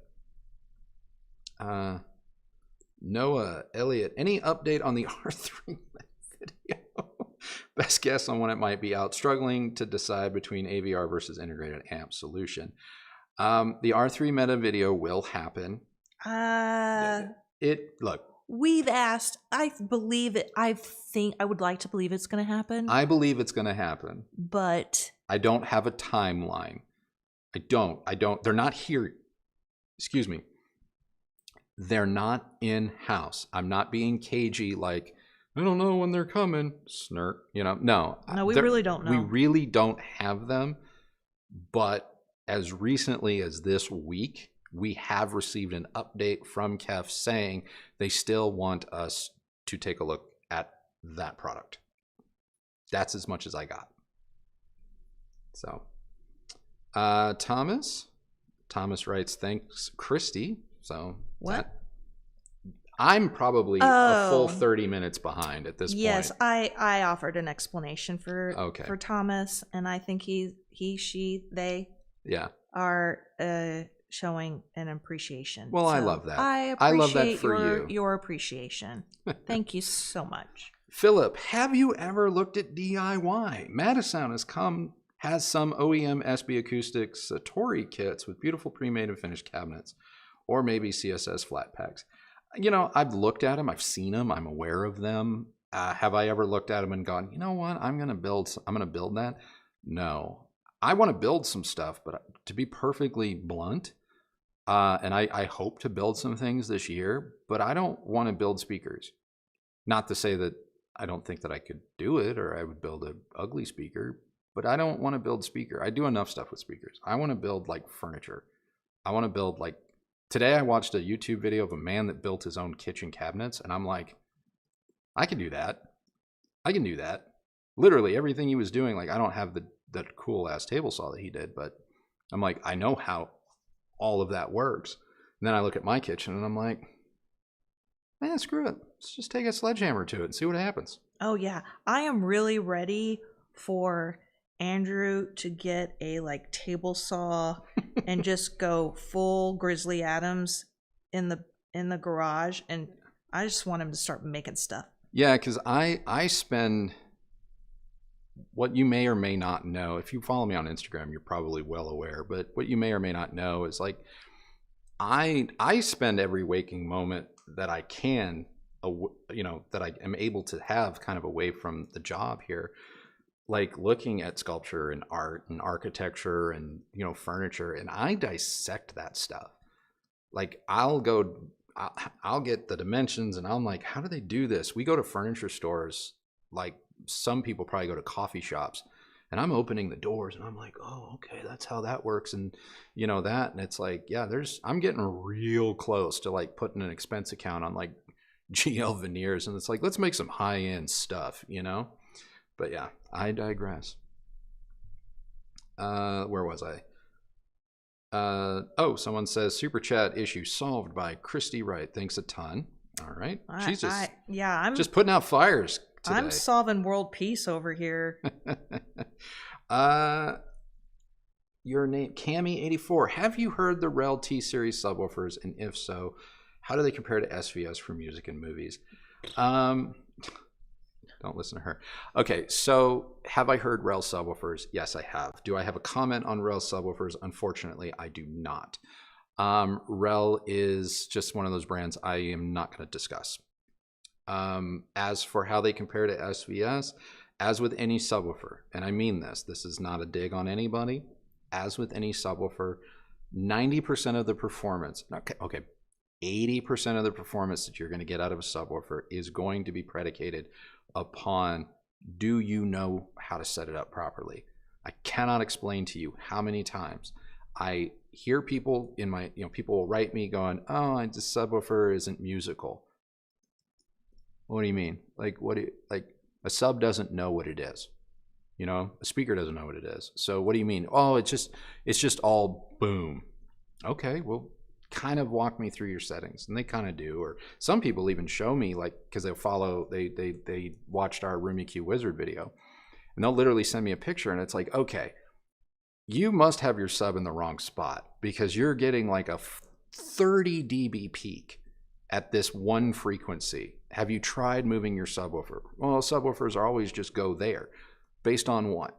And so I really, really, really always stress when it comes to subwoofers, because I know there's a lot of debate about, oh, it's only a home theater sub, or it's only a musical sub. And it's like, no, because I've had, quote, musical experiences with ported subs. And a lot of people will tell you, well, sealed subs are musical, ported subs are for home theater. They're interchangeable if you know what you're doing. And so, yeah, I would just keep that in mind.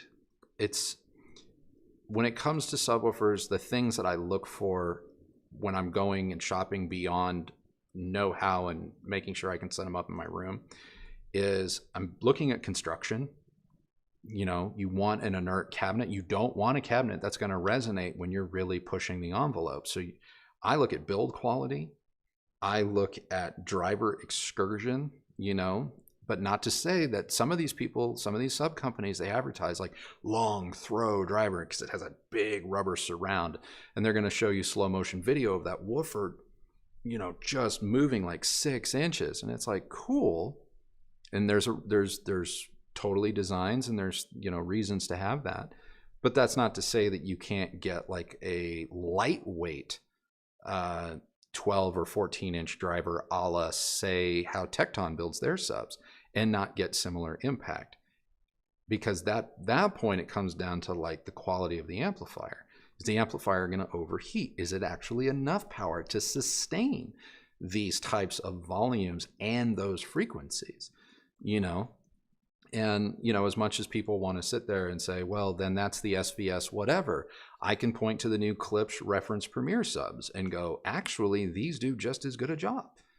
These do just as good a job, if not a better job, So, I don't know. I have a lot of thoughts on subwoofers, but a lot of my thoughts on subwoofers always kind of boil down to, are they set up correctly?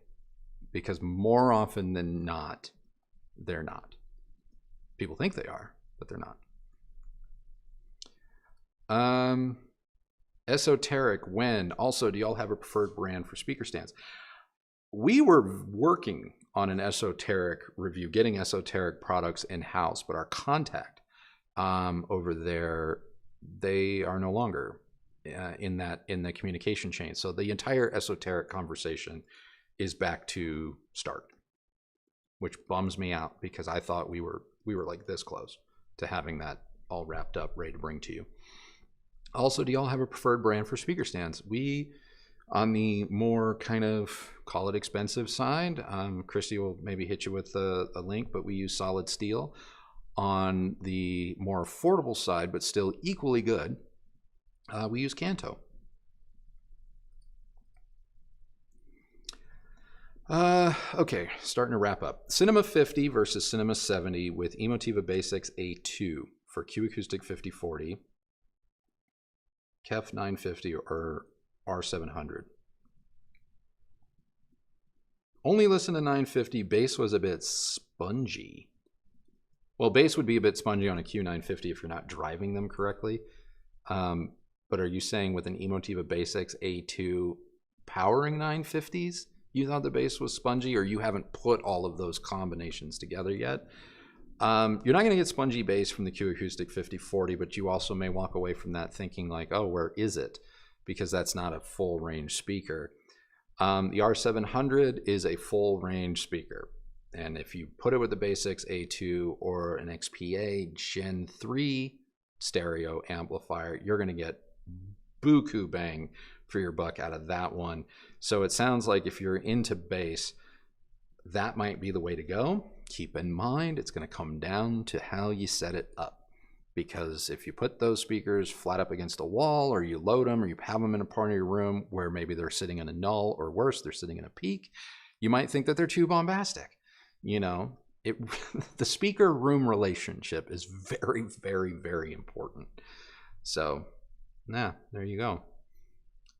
Chad writes, I enjoy the live streams. So do I. RZ50 clipped RP in 7.1.2 setup, played at a condo at a responsible level, looking for a power amp to drive left and right RP 8002s, but it must have power meters, otherwise what's the point? Looking for a power amp to drive the left and right, must have power meters. Have you thought about maybe looking at like a second-hand Macintosh? I know that if you're willing to go with Macintosh solid state, but you're willing to buy something from maybe 10 years ago or so, you know, I see those on eBay or AudioGone at like, you know, about the $2,000, $2,500 level. So that might be something worth looking at. I don't think Technics makes a dedicated amplifier anymore. Yamaha does, but it's wicked expensive. It's wicked expensive. So I think you're a candidate for the secondhand market on that one.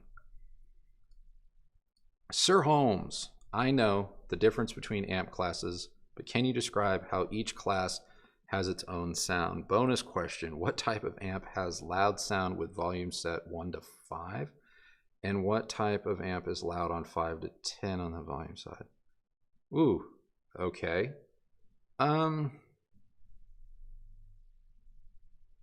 All right. For me, in my experience, going the breadth of my career, for me, Class A sounds the most transparent, the most, it's just, okay, maybe transparent. It's the most, I don't know, every time I've sat in front of a Class A amplifier, be it a Krell or a Pass Labs or something like that, or a tube-based Class A amp, I don't know, it just kind of feels right. I know that doesn't help anybody that's like, ooh, great, how do I quantify that? You can't. But there's something about it that feels effortless. I'm sorry, there's like a little gnat in here. That feels effortless and gets all of the inflection and impact right, but not in a way that's shouty. It's Bruce Lee, you know, the sort of idea of Bruce Lee, where, you know, it's just a lot of power, but it just flows. It's almost ballet-like. Class AB to me is like a Corvette engine. You know, it can have a bit of grunt. It has the capability to grip it and rip it, but it can be a bit showy. Class D to me is what I equate a computer to thinking or wanting music to sound like. It, to me, every time I listen to a Class D, I can marvel at the silence of it, the absolute precision of it. But I've never really sat in front of a Class D amplifier, you know, month after month or year over year. I've never really made one part of like my permanent collection, because for whatever reason, once the initial sort of like, oh man, they're getting really good, or this is really impressive, and oh, you know, it's getting all the little tricklets right. Once that wears off, I get bored. I get bored with them. Like, I kind of feel like, and that's the problem I had with the M33, is it was amazing. It was a technological marvel. I really honestly couldn't find a fault with it. This bug is going to be the end of me. But I also didn't really enjoy myself listening to it, if that makes any sense. Like, I appreciate everything that went into it, and I couldn't fault it. Like, technically the sound is perfect, but I didn't like it. I don't know. I put every speaker I had on it, dozens of speakers, and I just was like, okay. That's not to say that someone else is like, that's the greatest thing I've ever heard. Totally get it. Totally get it. But I was sort of like, it's fine. And for me, I just don't ever want to go through life when it comes to this kind of stuff going, it's fine if I can help it. So, bonus question that I have no idea how to answer that. My son has Yamo 803s on a Marantz NR1200. What's the next appreciable upgrade on a budget speaker? Well, it really depends. I mean, if he likes the Yamo sound, something that's a little bit more lively and, that kind of dynamic V curve, but you want to upgrade maybe to have a little bit more refinement. I don't know what the budget is. Obviously, Yamo 803s are borderline free. So you could go something as simple as like Fluence's FL reference or FL8 bookshelf speaker. Not going to be quite as exciting, but going to be more refined. But if you want to spend a little bit more, but maintain maybe some of that liveliness, but definitely take it up a notch, that's going to work with the 1200. I would say the Sonos Faber Lumina series, that stupid bug. The Sonos Faber Lumina series, that continues to really hit me here. I really like it. I really do. I think it's fun. I think it's a good speaker, and they're beautiful. And we're pretty abusive. Like, I don't want to say abusive. We're pretty abusive to ours. Like, we don't baby them because now they're ours. And so they're like, they'll go in storage in the garage and they'll come back out, and we bang them around a little bit, and they're really well made. They're really well made. Let's see. Milko, I have 2 Paradigm Inspiration bookshelf speakers, 2 Yamaha SW200 subwoofers, and a Bass X3 amp. Do you recommend upgrading to the XPA 3 Gen amp? Oh man, honestly, I don't know. I don't know the Paradigm Inspiration speakers. I don't know. I'm sorry. I don't recall what that is going to be like. I mean, I know I love the XPA Gen 3. I have one, and it's never steered me wrong. So, I mean, by all means, give it a shot. I just don't know how to try and help you on like what you might or might not get from doing that, because I'm not familiar with those speakers. So I'm sorry. Guys, I just realized it's 4 o'clock. Have you gotten everybody yet? According to my chart, that was the last super chat. Well, is there D-Man said that they did a second one, and I do recall that person's one of their super chat coming up earlier on, but they said they did a second one about 45 minutes ago, and they thought you skipped it or missed it. Okay, let me go back. Let me see. D-Man 777. Okay, let me go back here. D-Man 777.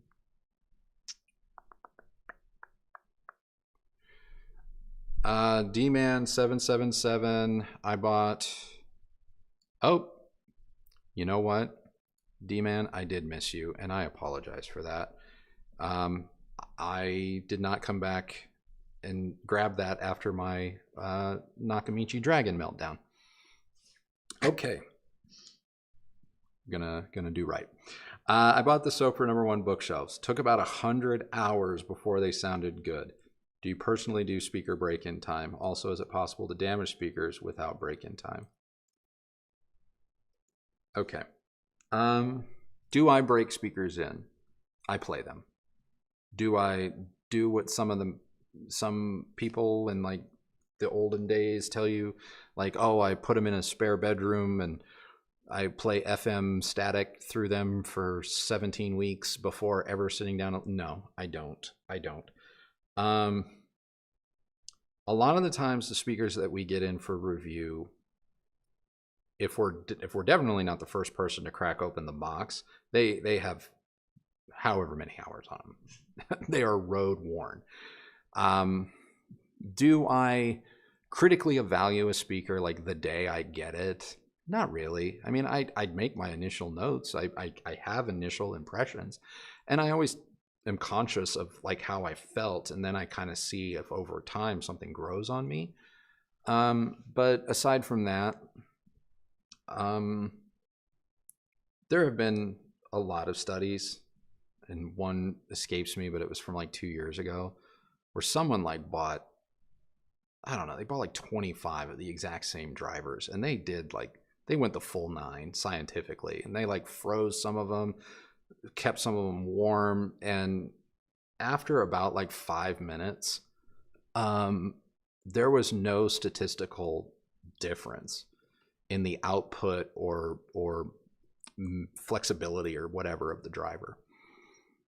And do electronic components need time to loosen up or warm up? Sure. Like I turn on my Canner amp and yeah, it's not going to be able to play full volumes or sound as good until the tubes have had, a couple minutes, 10, 15 minutes to kind of come to temperature.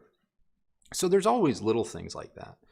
But do I believe in like, when you open a manual and the manufacturer's like, don't be surprised if it takes about 70 hours before you actually like this speaker. That's a great way to sort of cover your bases and letting people believe in something that is just a natural occurrence, and that is over time we all get used to everything. I've measured a speaker straight out of the box, and then I've gone back and measured it like 6 weeks later. Hell, I've probably measured our KEF R11s a dozen times, and I can't statistically say over the course of an entire year that they have produced demonstrably different results. And if the frequency response isn't changing, it's hard for me to kind of push my chips into the center of the table and going, well, then there's an audible difference with time. So yeah, I don't think that tweeters become less bright the more you use them. I think you just adjust to them. And I'm not saying you like Damon. I'm not saying you, or I'm saying you as in the royal we, as people. Like we get used to a lot. We get used to a lot, A lot of people will sit there and, oh, X speaker was super bright when I got it, but after 100 hours, it's perfect. You just got used to it. There's nothing wrong with that. There's nothing wrong with that. I have a problem when people falsely, because I don't want to say that they're doing it with malice, but when people put a little bit too much emphasis on this notion that things take a freaking, year to get good, and that if you don't think something's good after, say, a week, then it's not the speaker, or piece of electronics or something. Because it's funny, like only in audiophile circles does gear need to break in. Like Bose isn't telling you like, hey, your soundbar needs 6 months to sound good. You know what I mean? Like, you ever wonder about that? Like you go buy the latest Sony Bluetooth headphones. There's nothing in the manual that says, hey, maybe put these on a mannequin head for a week before putting them on your head. But you could go to a pair of audiophile headphones and they're going to tell you like the weave of the sleeve of the cable that you mistakenly bought is the reason why you don't like their headphone. And so I'm kind of wary about that kind of stuff. That's just me. I'm not trying to pass judgment, but I've been around this stuff long enough and I've also been around people that make this stuff, and what they'll say to kind of play the audiophile game versus like what they actually believe can prove. Like, very, very well-known speaker designer, and I'm not here to get anyone in trouble, but a very well-known speaker designer at one point. I remember they released a version 2 of their speaker, and this version 2 was the first one to have 2 sets of binding posts for by-wire, by-amping. And I remember interviewing him and saying, hey, this was, I mean, we're talking 20 years ago. This is back in print. And I remember saying to him, like, oh, you know, what did you find with the benefits of this and that? And he's like, oh, everyone loves to bi-amp or by-wire, and it gives people, you know, the flexibility to tinker and all of that. And I said, well, yeah, but was there a performance reason to do it? And he was like, well, everyone loves to tinker. And so I was like, oh, okay, whatever. And I wrote it down and went on with my questioning. And we were done with the interview, and you know, I was thanking him for his time and whatnot. And he's like, hey, about the by-wire stuff. He's like, we did it because we had to be competitive with audiophile stuff. Like, people want to buy by-wire cables. People want to do bi-amping. And so we were just being competitive and offering it for the people that wanted it. And it's like, and so I asked him again, I said, off the record, you know, does it do anything? He's like, no. That's exactly how he said it to me. Like, no, you know? And so, yeah, it's like, and you know, he makes a speaker that frankly, a lot of people to this day still claim as being one of the best. And yeah, it's like, it doesn't do jack. So, so yeah, I hope, Damon, if you're still watching or still with us, that answered your question. Sorry I missed it originally. It wasn't on purpose, but yeah, you got kind of caught in the crossfire of my Nakamichi meltdown. There's a shirt, my Nakamichi. That's my band. I'm starting a band, Nakamichi Meltdown. That's what it's going to be called. And we're going to only do elevator music of Sheena Easton songs. That's so random. That's so random. That's so random. You should have gone with Sade. Ooh, we're gonna do death metal covers of Sade. Yeah. Oh my gosh, that would be something. That would be something. That would be something. All right, guys. I think let me bust over to the group chat here real quick, because everyone having a good time.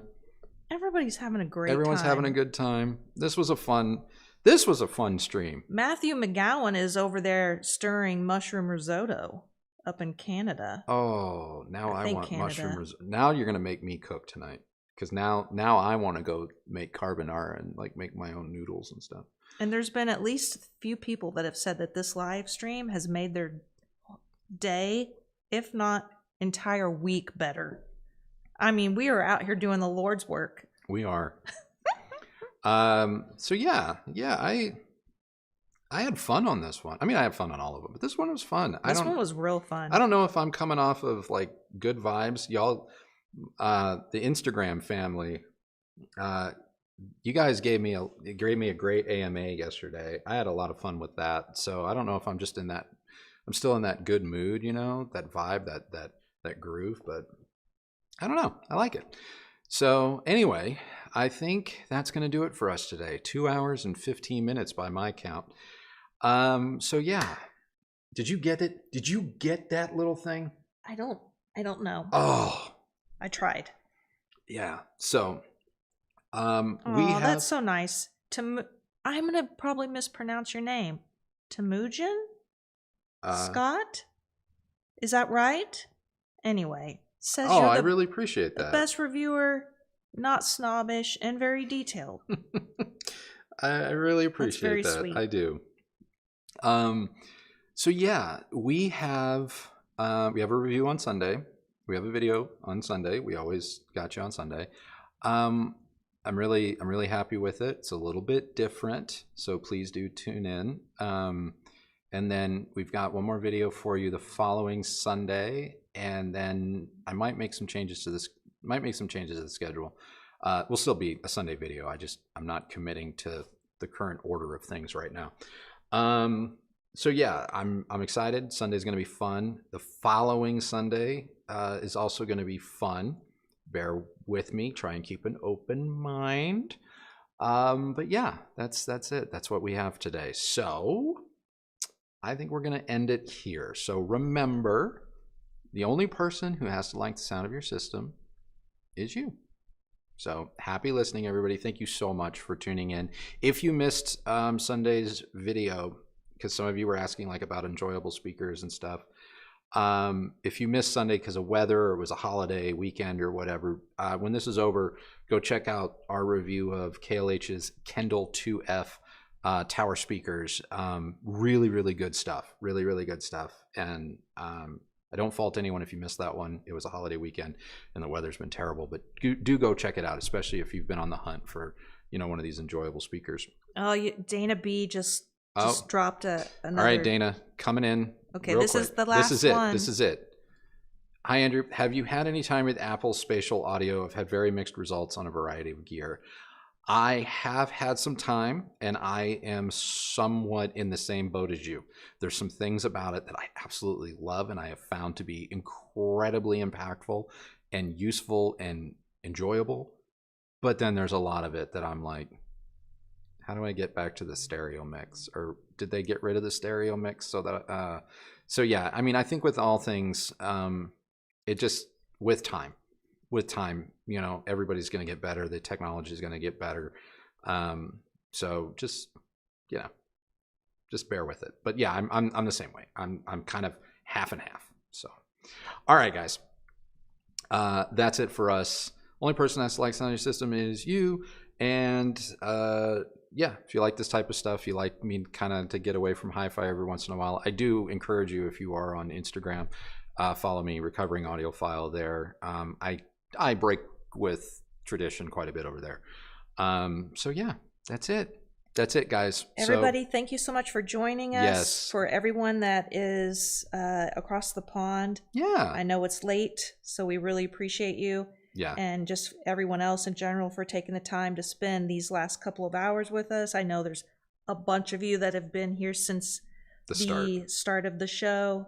We do these every third Thursday of the month. If you're wondering when those happen, and I think this time window. I know we've played with times, but this time window seems to be really good. I think. I mean, it is. It works. It works for now. It works for now. When the sun changes, we might have to change it. Timunjan. Oh goodness. Timung. All right. I'll work on that one. Okay, Mr. Scott. I've been sitting on an Apple box for 2.5 hours. Literally. So we got to get out of here, but thank you so much for your company, your time, and we love you all. And everybody stay warm. Yeah, stay warm. Hope you're safe if you're in an area that's cold and stuff. So. All right, guys. Bye. Talk to you soon.